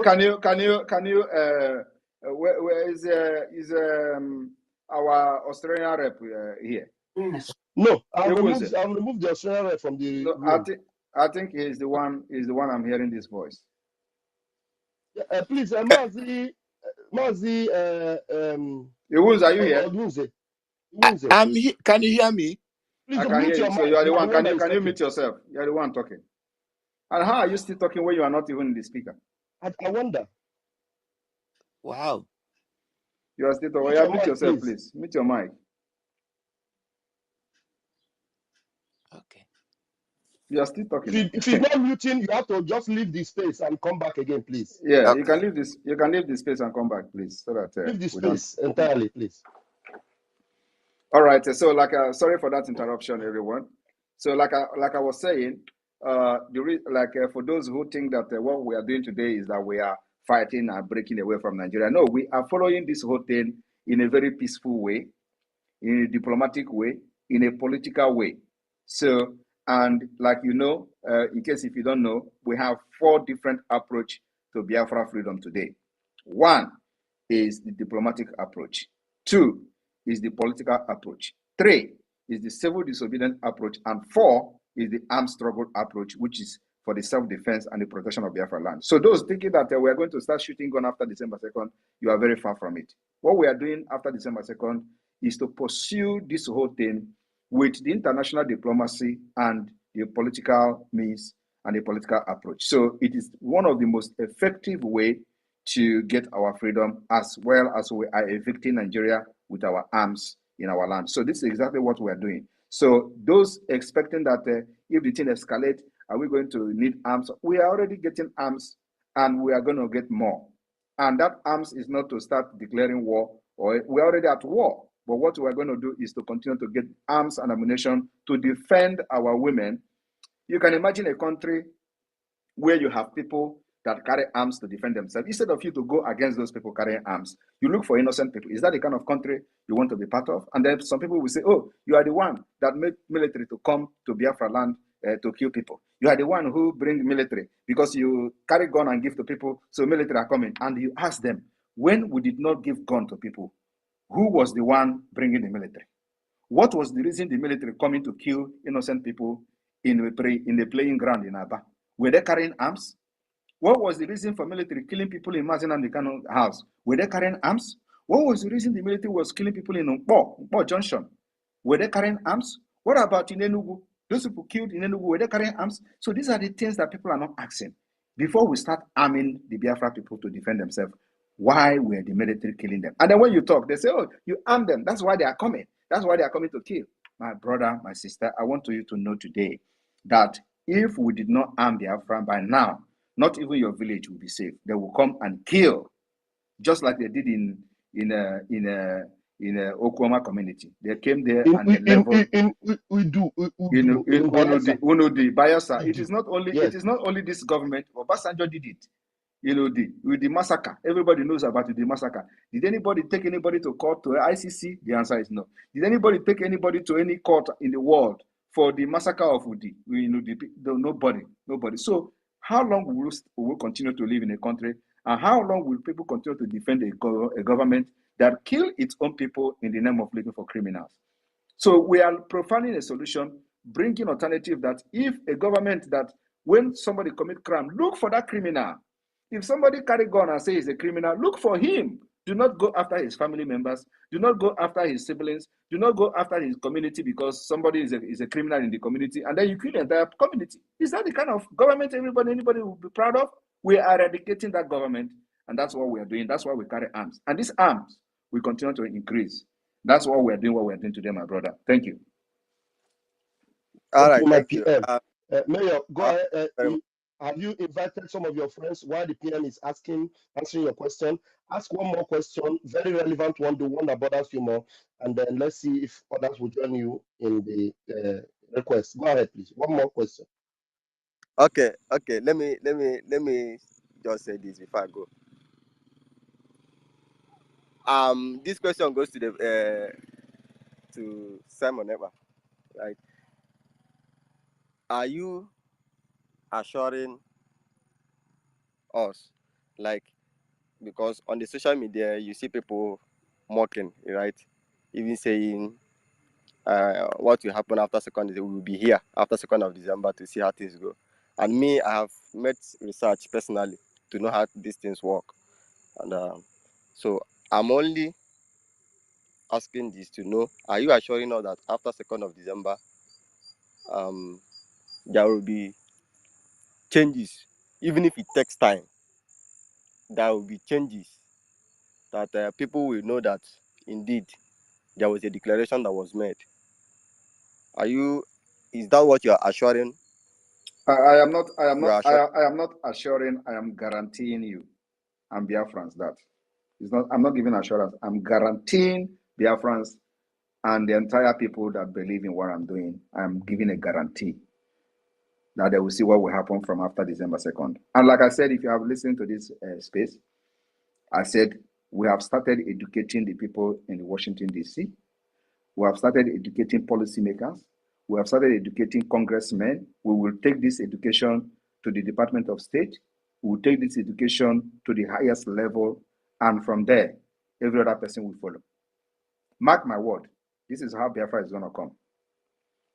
And All right. what we are promising is a solution to bring stability to this anarchy situation in Biafra land, in Nigeria, and the Sahel region. And Biafra is coming as a solution. So who is not going to buy into or key into that?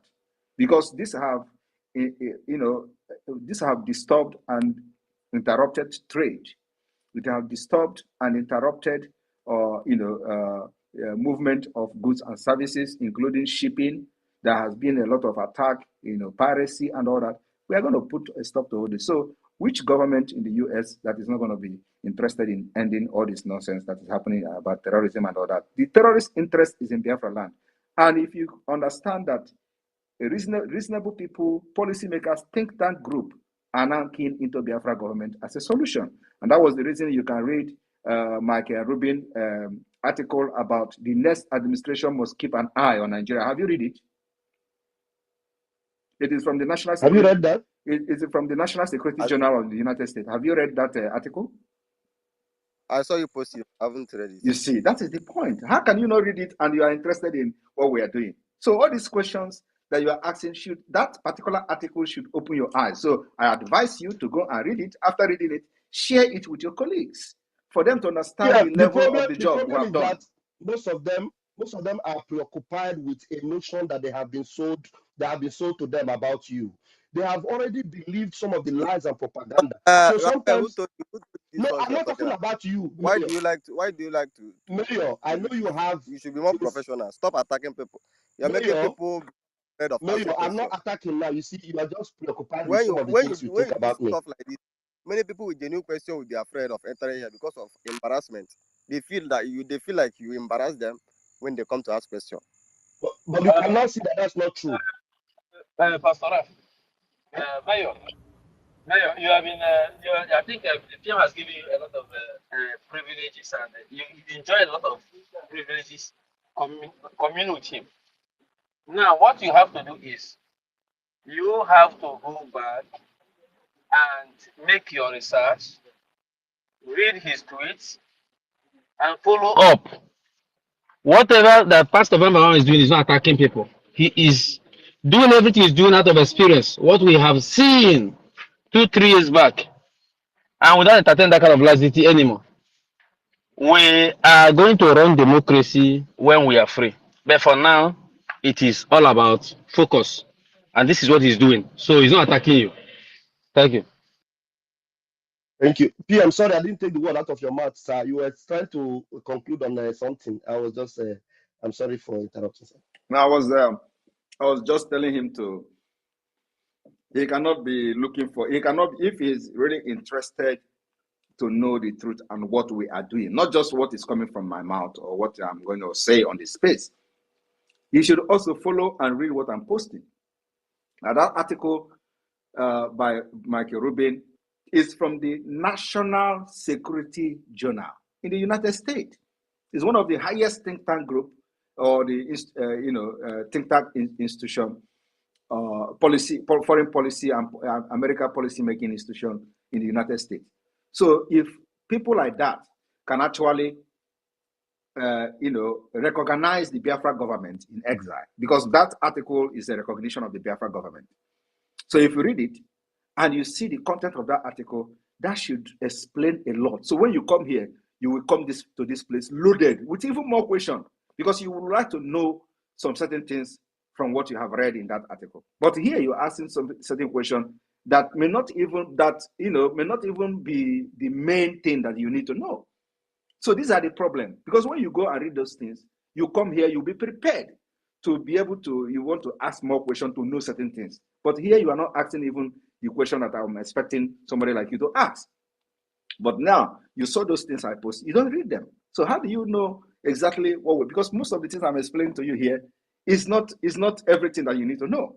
But when you read most of those things, have you also read the OBT International Eye on the Biafra self-referendum? Even our self-referendum has been recognized by another institution from the United Kingdom, who came to Biafra land by themselves to make a research, a field work research. They came, nobody invited them, nobody influenced them. They came by themselves. We saw it on their article.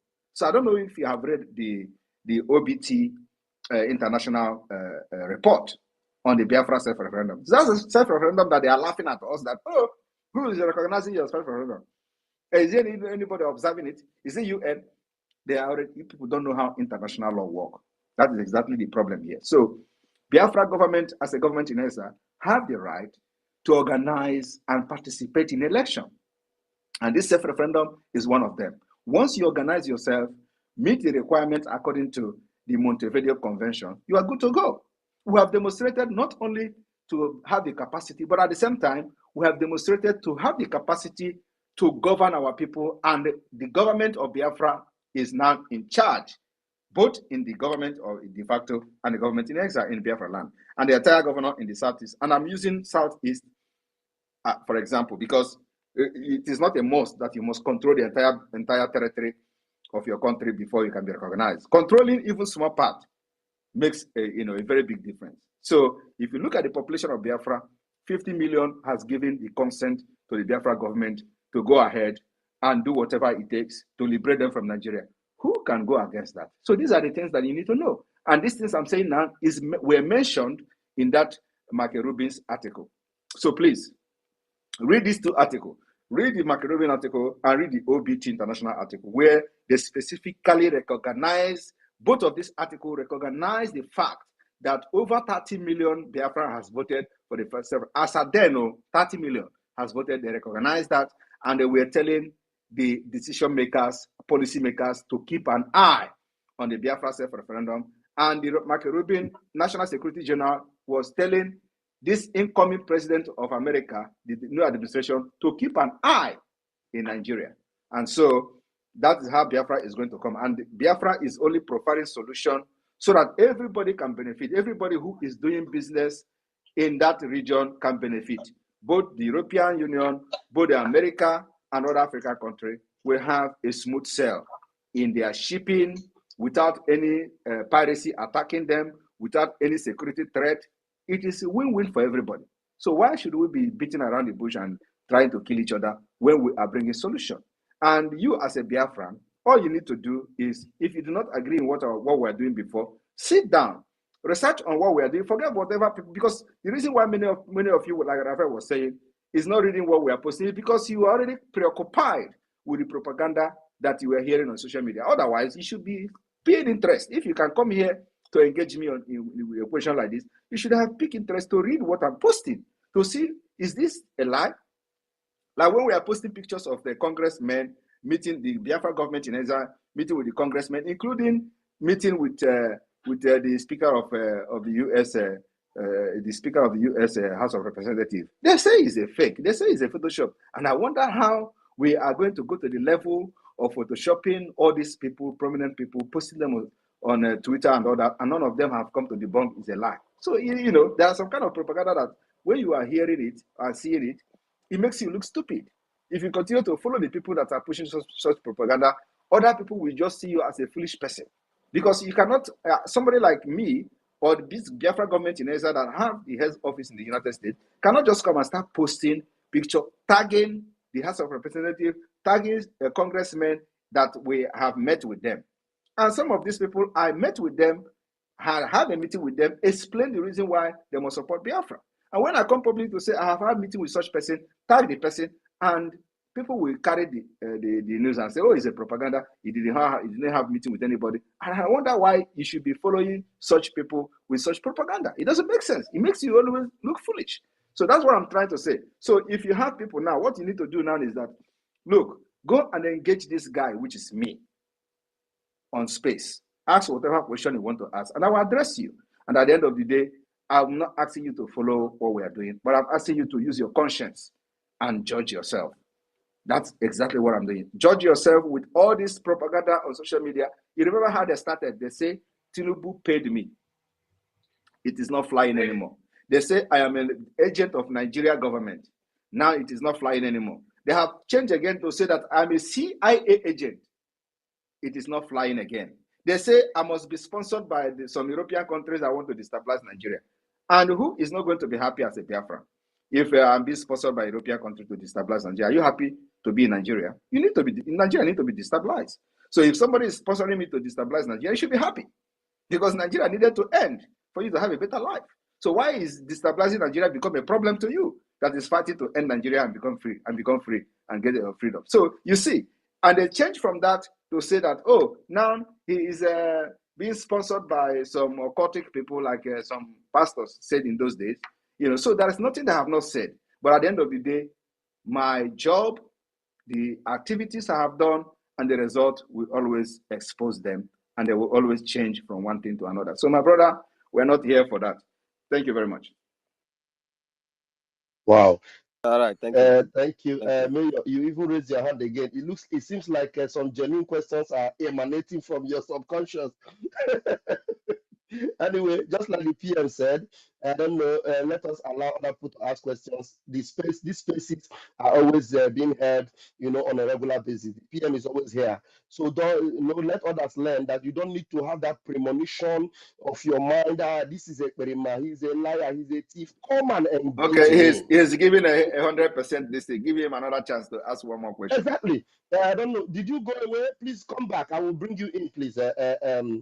Mayor, come back. I'll bring you back in, because now I believe that after the PM have extensively, spoken to you, some genuine questions will be coming out from you without premonitions, without your, that perceived, hatred about this man. He's just fighting for his pocket. He's loading the money in his account. He's trying to scam people and all those jargons that you just wonder where these people that call themselves human beings are actually getting these things from.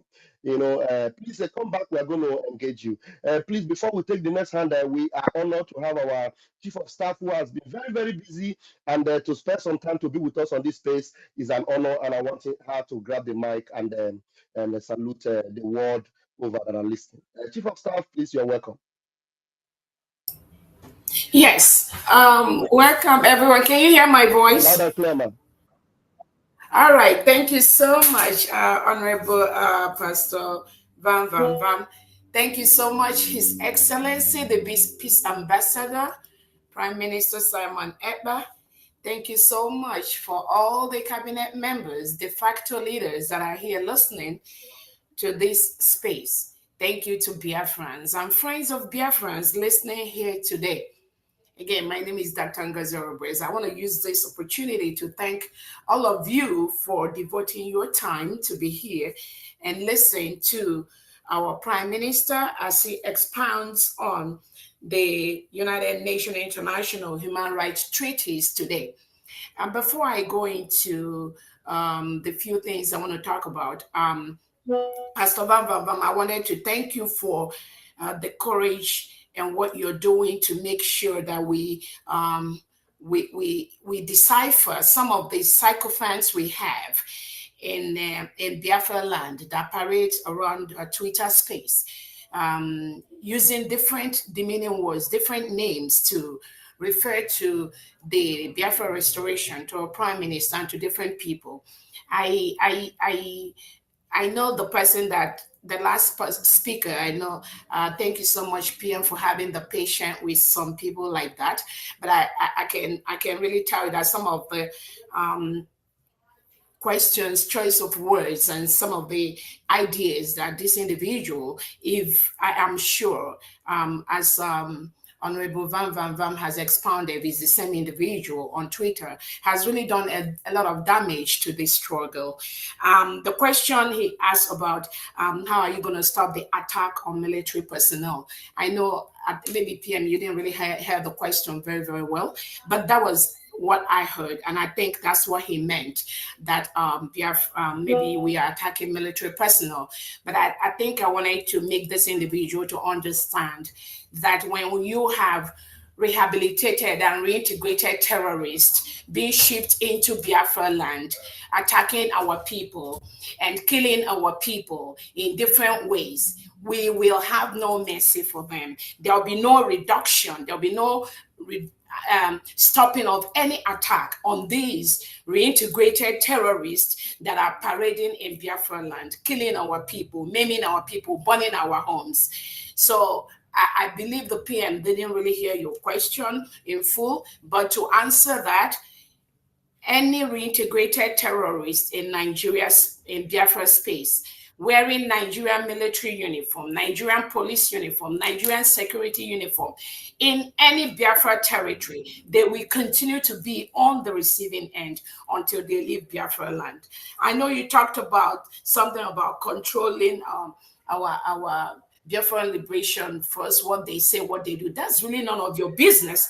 If I have to refer to some of the posts, I've seen somebody like you post on Twitter space, you really have no atom, no criteria. Chief of staff, 1 minute, the person you are referring to is not actually the guy that came up here. It's just that they have the same DP. That one is a Okay, DP. great. You just have the same DP. It's a different person. Yes, it's a different person. Okay. Yeah. Thank you so much. That's why I said if it's that individual, but if it's not, then his thoughts are in order, just as our Prime Minister have answered those questions. So let me quickly talk about the Nigeria being a crime scene. I know PM has talked about some of the human rights treaties that Nigeria have been disobeying, and we talked about our leader Nnamdi Kanu, whom the United Nations Committee has already told Nigeria to release Nnamdi Kanu and compensate him. Nigeria has violated that. Nigeria has refused to follow the instructions of the human rights treaties which they've signed. I talk also about the right of women, the right of children. Nigerian government has made most schools in Nigeria, especially in the northern part of Nigeria, to be shut down. Kids don't go to school. Women don't move around safely anymore. Most of the schools are being invaded by these terrorists. They go to schools, they kidnap kids. This happens every now and then. They kidnap school children. What is Nigerian government doing about it? Absolutely nothing. And we're going to talk about the inhumane treatment, the freedom of expression, the freedom of speech.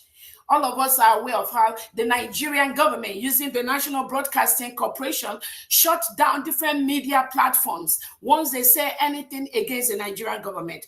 These are part of the international human rights treaties that Nigeria has signed at the national level to allow freedom of expression, to allow freedom of speech. I'm not going to talk about using Boko Haram, using the Hamas leaders, and attacking innocent people. Extraordinary rendition. Nigeria is part of that.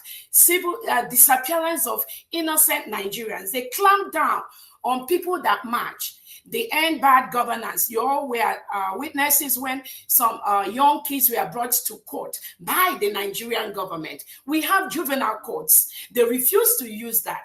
And these kids were captured during the 3 months ahead when they did the end bad governance, and they remanded them in prison for the past 3 months. They just brought them to the court last week. These are rights that Nigeria signed, and they have continued with impunity to destroy these treaties that they signed. So Biafra is the only hope. Biafra is going to come in and correct these faults. Nigeria is a crime scene, and anybody that cannot go talk anything good about Nigeria, about Biafra, they need to tell us what is the other alternative that they have. So on that note, I'm not going to go into that much, but again, most of the international instruments Nigeria has signed, that Nigeria has been part of, one, they don't respect that. They destroy that. Nigeria still give death penalty. The other day, they sentenced somebody to death penalty in Nigeria. And these are some of the treaties that we are part, and they signed. They're not going to do that again. So on that note, I just thank everyone for listening. And Biafra is here. There's no going back. There's no choice. It's not a matter of whether somebody likes it or somebody does not like it. The Biafrans have decided we have the power to self-determination. It is our right, and we are taking it, and nobody will stop that. Thank you so much. Wow. Thank you so very much, our Honorable Chief of Staff, Dr. Ngozi Oraboeze. The whole world is watching, the whole world is seeing it. This is the generation that will restore Biafra. This is not just a facade or a mirage. This is real, real. Very organized government led by this prime minister, well inundated with world affairs. Everything about this freedom is top notch, and we are going home. Thank you so much, Dr. Ngozi Orabueze. And I think that brother, you didn't come back. I don't know. PM, do you want to respond to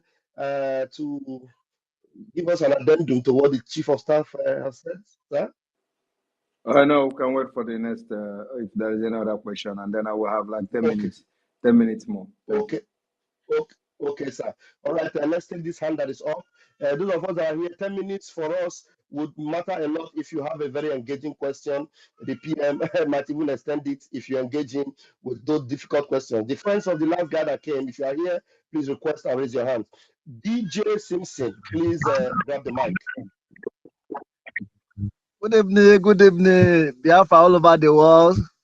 Good evening, His Excellency Prime Minister Simon Ekpa. I greet you, sir, and everybody in the house. I am privileged to be here this evening.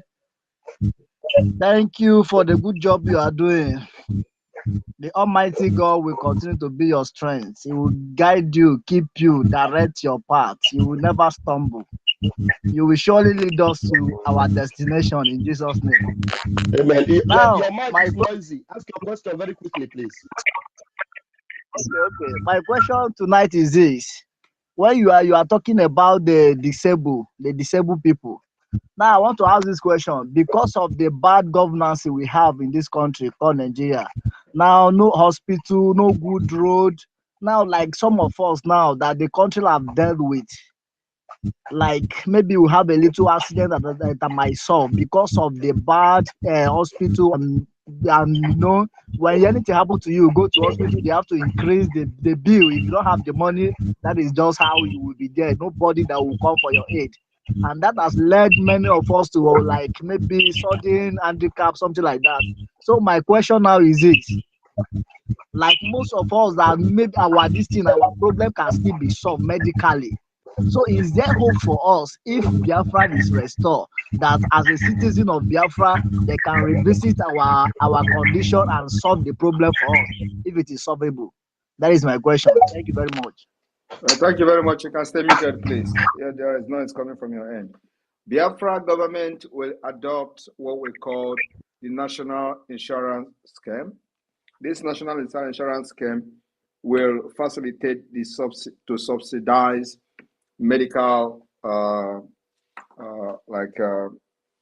medical fee or something. So if you go to doctor or you have issues like you have just said now, first of all, the National Insurance Scheme will subsidize it. So if it is something that will cost, let's say, 50 a gemma, 50 a gemma, for example, the National Insurance Scheme will cover like 90% of this 50 a gemma. So you are only going to pay 10 a gemma.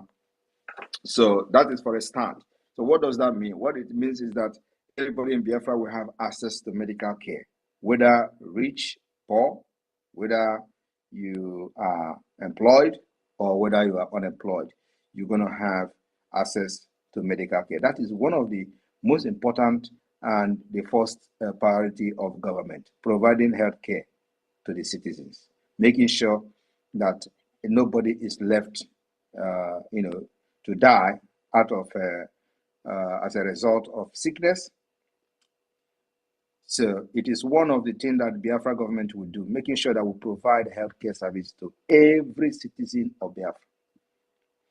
And so if you have such problem, and you want to revisit the problem that Nigeria created for you by not providing adequate healthcare to solve these health issues. Yes, you can revisit, it can be revisited, and you have to receive the best medical attention available on this planet Earth, because we're going to make sure that the Biafra hospitals are well funded, well equipped with the state-of-the-art facility to make sure that we meet that. We are looking at where there is going to be a medical tourism. in Biafra as a nation. So we're going to have medical tourism because the best doctors in the world are from Biafra land. The best nurses we have in the United States, they are Biafrans, and I don't think they're going to be there, wasting time. Everybody is going to come back home to bring their expertise to Biafra to build our nation. So you're going to receive the best treatment ever. So we're going to make sure we invest on the medical tourism in Biafra land. So yes, to answer your question, it is possible to revisit your problem. And like I said, the national insurance scheme of Biafra will cover percentage of your medical fee in subsidy. Thank you. Wow. Thank you. All right. Yeah, there's Thank too you much very noise from much. your background. Thank you very much for that question. Please just go down, let other people ask questions. The noise is too much from your end, please. Just bring yourself down. I'm trying to do that. I couldn't even do it. DJ Simpson, Simon, bring yourself down to the listening mode, please. Mayor, I'm trying to bring you back, but it's not allowing me. I don't know who else is there. It's me again. Do you want to raise a question?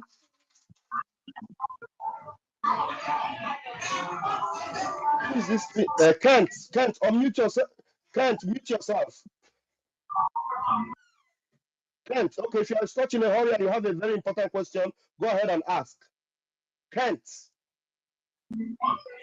Yes, good evening, everyone. Yeah, go ahead. I have I have this important question to ask. This thing has been flying all over the Twitter saying that on the 2nd of December, Biafra will be declared. So I'm been wondering, how is it possible having our leader Mazen Nandekano at the detention and being declaring Biafra on the 2nd of December? Is that a question? So I have this concerning our Prime Minister Simon Ekpa. There is this kind of rumor I've been hearing online saying that he's not from Biafra land based on his name, Ekpa. So I just want some kind of clarification. Thank you very much. All right, thank you very much. So you asked two questions. Why should we be declaring Biafra where Mazen Nandekano is in detention? Mazen Nandekano is not Biafra. Mazen Nandekano is a Biafra agitator, just like every one of us, like me, like you, and he was the leader, or still the leader of indigenous people of Biafra. So he is not Biafra, and Biafra is not tied to him, that he must be here for Biafra to be declared or restored. That's number one. Number two is that he will be very, very happy to see that his fight and sacrifices of many years did not go in vain. That even as he being incarcerated, this particular fight that made him to be incarcerated did not die. So, and if you have been listening to him as you claim, as you are so concerned about Mazen Nandekano now, he said that anywhere I am, Biafra will come. So I don't know when you started listening to him. So if he is not prepared for this, he will not be saying anywhere I am, Biafra will come. And that's where he is today. The intention of this Nigeria is to take him there so that Biafra agitation will stop. So, and if you dance to that tone, it means that he was very, very lucky to have us. Because if it is like only you people that he have, he will regret ever coming out for Biafra. So, but because people like us are here, so he is going to be very, very proud, and that's the reason why he has not given up, because he knows people. He's hearing how we are dealing with them. Water. Left for you people, Biafra would have been dead. He'll be talking about how he will come out, and at the end of the day, they will turn him to the second Wazirike. Like Wazirike, you know how they did the Wazirike? They brought all his commanders, and they went with him they went with their commander, with his commander to meet with him in prison. And he was like, if all these people that I'm using to make mouth can succumb, so who am I? Coming out to become a chaff. So he decided to give up. That was how Wazirike's story ended. So if not for us, if Mazen Nandekano have only people like you, by now you will regret ever fighting for Biafra and for Ndibo. But thank God we are here. So we are not going to wait for him to come out. Like I said, he is going to come out in a very historic way. How is that historic way going to happen?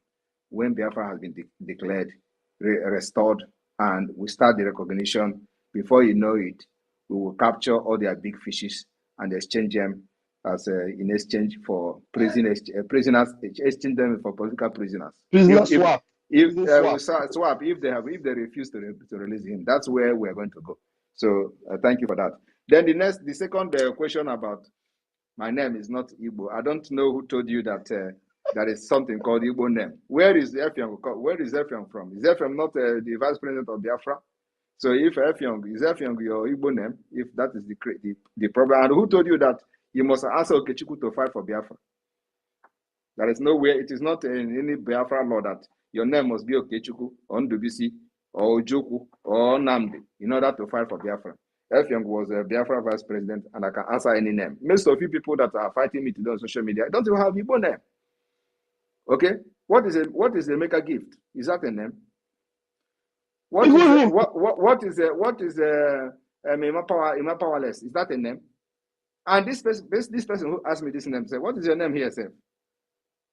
His name is Kent. He used the name Kent. Is Kent's name?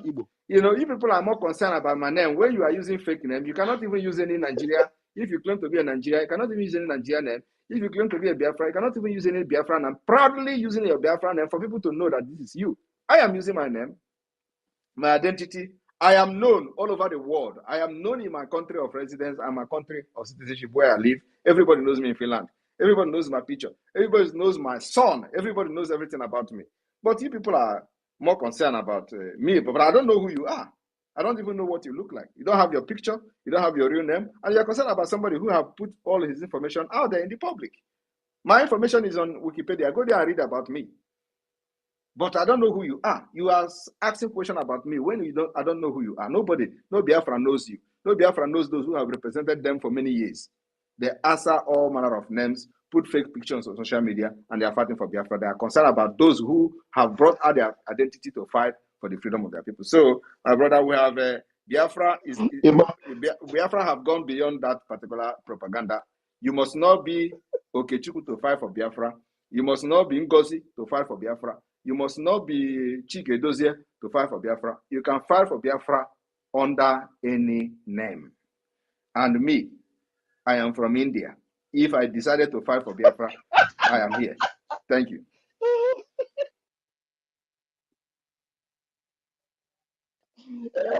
Chike, more powerful, a ghost. And now Mayor is back, PM. There are some hands that are interesting that have raised their hands. Mayor, you can see the kind of people I call Okoko, so that now you will understand better. Mayor, we want to invite you back. Please, Oluwa Nusi, please don't go anywhere. Let us take Mayor. One more question from Mayor, then we'll take a question from Oluwa Nusi. I hope this one is going to be interesting. Mayor, please go ahead. You have the mic. Mayor, can you hear me? Mayor, can you hear me, Mayor? I don't know if Mayor can hear me. Since Mayor, we'll wait for Mayor to come back and hear me. Oluwa Nusi. All right. Please, I came up to correct some impression. Madam No, Ngozi has don't addressed worry, Mayor, I've responded to her. Don't worry, please. I don't want us to overflog it. Dr. Ngozi, you are using the DP of a fellow who has been battering and they have never come to engage us here. I was curious about your picture. That's why I actually brought you up. So that Igbo, that there's one page called with Igbo, whatever. I don't know if you're associated with that page, but your questions today have been engaging and our PM have engaged you. Please don't go into what our chief of staff has said, because it is your DP that actually got us curious to bring you up here. Thank you very much, Mayor. Except if you have another question, do not respond to what our chief of staff has said, please. All right. Thank you, Mayor. Thank you. All right, Oluwa, please grab the mic. You are welcome. Good evening to every one of us that is in on this space. I greet you, Mr. Samepa. I greet you. I give you honor with everything that you have been done in Biafra movement. That is very, very good and very interesting. All of us that is following you people. Actually, I'm from Yoruba land, so I'm one of the freedom fighter for Yoruba nation. So I'm so very happy for what you have been done. And I was so very impressive. So I'm so very happy. Sir, I just want to tell you something. There's one thing that you said that time that I listened to when you said that there's a lot of news that you are working for Nigeria government, that you are working for someone is raising you that you should destroy Nigeria. That is how it be. If you look about Chief Sunday Adeyemo Igboho about the news that they are bringing out about him. Some people are saying that Tinubu have given money, and some on the time of the regime of this man, what they call it, before the president or the present president that is there, which is Tinubu. That is there that he have given Sunday Igboho money that he should not fight for Yoruba again. That it have shut him up. Later, some people say that it is Tinubu that who is working for. That Tinubu have give Igbo money that it have shut up his mouth. But with all the news, with all the propaganda that is coming out, we still thank God that Sunday Igboho, all what they are saying is not true. So there's no how this thing cannot be come up because if you say you have if you say that you are a freedom fighter, a lot of challenges will come up. A lot of challenges will come on. There are some people that will love you with what you are doing, and some people that will hate you with what you are doing. Please, are you hearing me? Yeah. You're very clear. You're very Hello. clear. You have 1 more minute. Go ahead. Okay, sir. Okay, sir. So there are some people that will say that I know what you are doing. You are making a terrorist in the country, and some will love what you are doing. I know that may God will help us, and we are going to leave this slave country that we are. I was saying, I'm in Nigeria here in Yoruba land. There is a lot of suffering here, lot of suffer. There is a lot of people that is suffering. There's a lot of people that is suffering, and this just people, these animal people, they don't care about the people that they are governor on. They don't care about us. They don't care about poor people. They only care about themselves, and they only care about their family. So, sir, I just want to tell you that, please, sir, keep up the good work that you are doing. Don't look at anything that they are saying, and then I will just advise all our fellow that is following you, and all the people that love Biafra. Just keep your mind in one place. That yes, one day Biafra will come to free, and Yoruba nation will come to free. So God bless Biafra and God bless Yoruba nation. Thanks. Thank you very much. Please, what,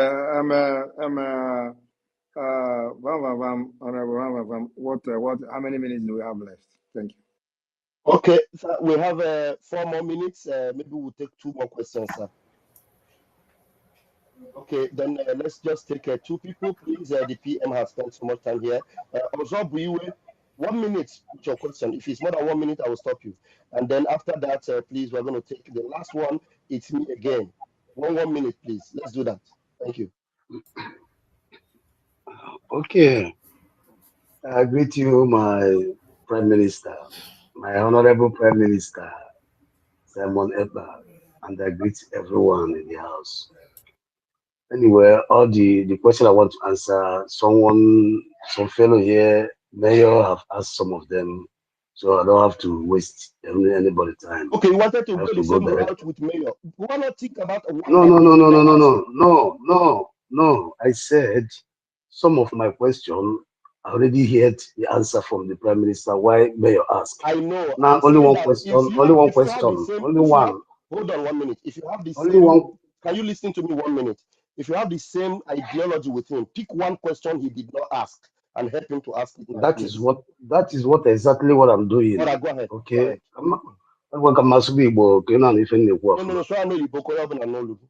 Okay.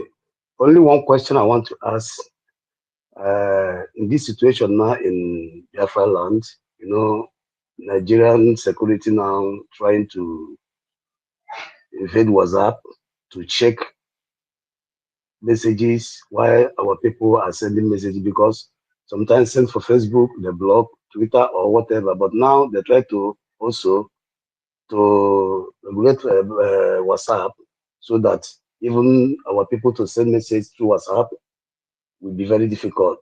So my question is, Honorable Prime Minister, please, where is our app? We need it. That is what only question I want to ask. When our app is coming out, because we are waiting for it. I rest my case. That is only question I want to ask.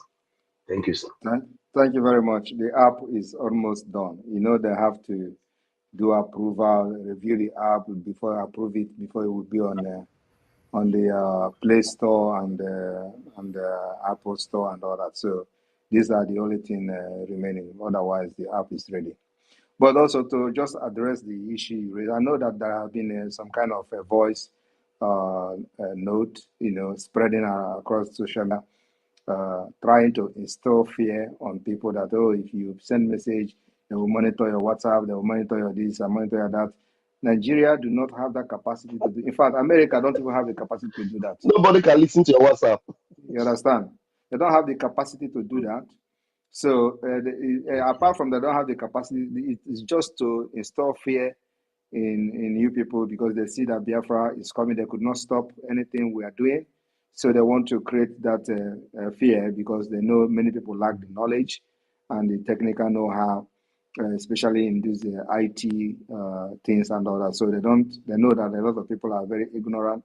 So they want to just push that on the air so that they will limit the level of communication about Biafra and you know, the more, because you know, if you listen to some of these idiots at the National Assembly, they say, oh, if something is not done, Nigerians will start believing Simon Ekpa. I don't know whether you know, you heard one of the senator from Ebonyi State, the idiot, is it Ebonyi State or something, was saying it that they have to do something now, otherwise, before people start believing him, that will be a problem. So if how many of them can conduct election where 50 million people will vote? You know, so but we have done it, the Biafra government. So what they are trying to do is to install fear so that people will stop communicating, and the information about Biafra and the awareness will stop spreading as it is now. That is the reason. The reason why, you see, when we call for sit at home now, the message will spread like wildfire. In fact, everybody in just if I make a video now and they say that we should sit at home in the next 2 days, before you know it, it will spread everywhere, including in the villages. So, and nobody listening to these criminals who never care about the people. So that's how our messages are spreading, and that's what I want to control. I want to make so nobody will send message to their people again about, oh, that is sit at home or something like that. They don't have the capacity to control whatever you do over how many hundred millions of people do in WhatsApp. It is impossible. Thank you. Thank you, sir. Thank you, my Thank you, sir. PM. Yeah, Thank you, sir. WhatsApp is end-to-end encrypted. Please, we are going to engage in the media again with that video and educate you and the world, and know, for people to know that that is just a lie from the pit of hell. Now we have it's me again. Please bring your question, please. Yes, good evening, our PM. So many things to say. In this regard, since you don't have you have limited time, I will ask our Minister Raf to bring in this Lena, so he will be part of it. And when next our PM come up, I will ask. To ask. Okay, thank you very much. Thank you. Like you know, Lena's son have been up since. Lena, you're going to be the last person to ask the PM question tonight, and I'm sure you are blessed to be involved tonight.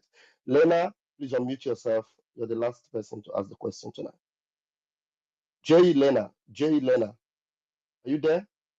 Oh, I asked her to ask question and she disappears. Pathetic. Anyway, success, please, your end remarks, and then the PM will take over, and then we'll end it here. Mazi Success, if you're still active, please, can you just one or two things, and then the PM.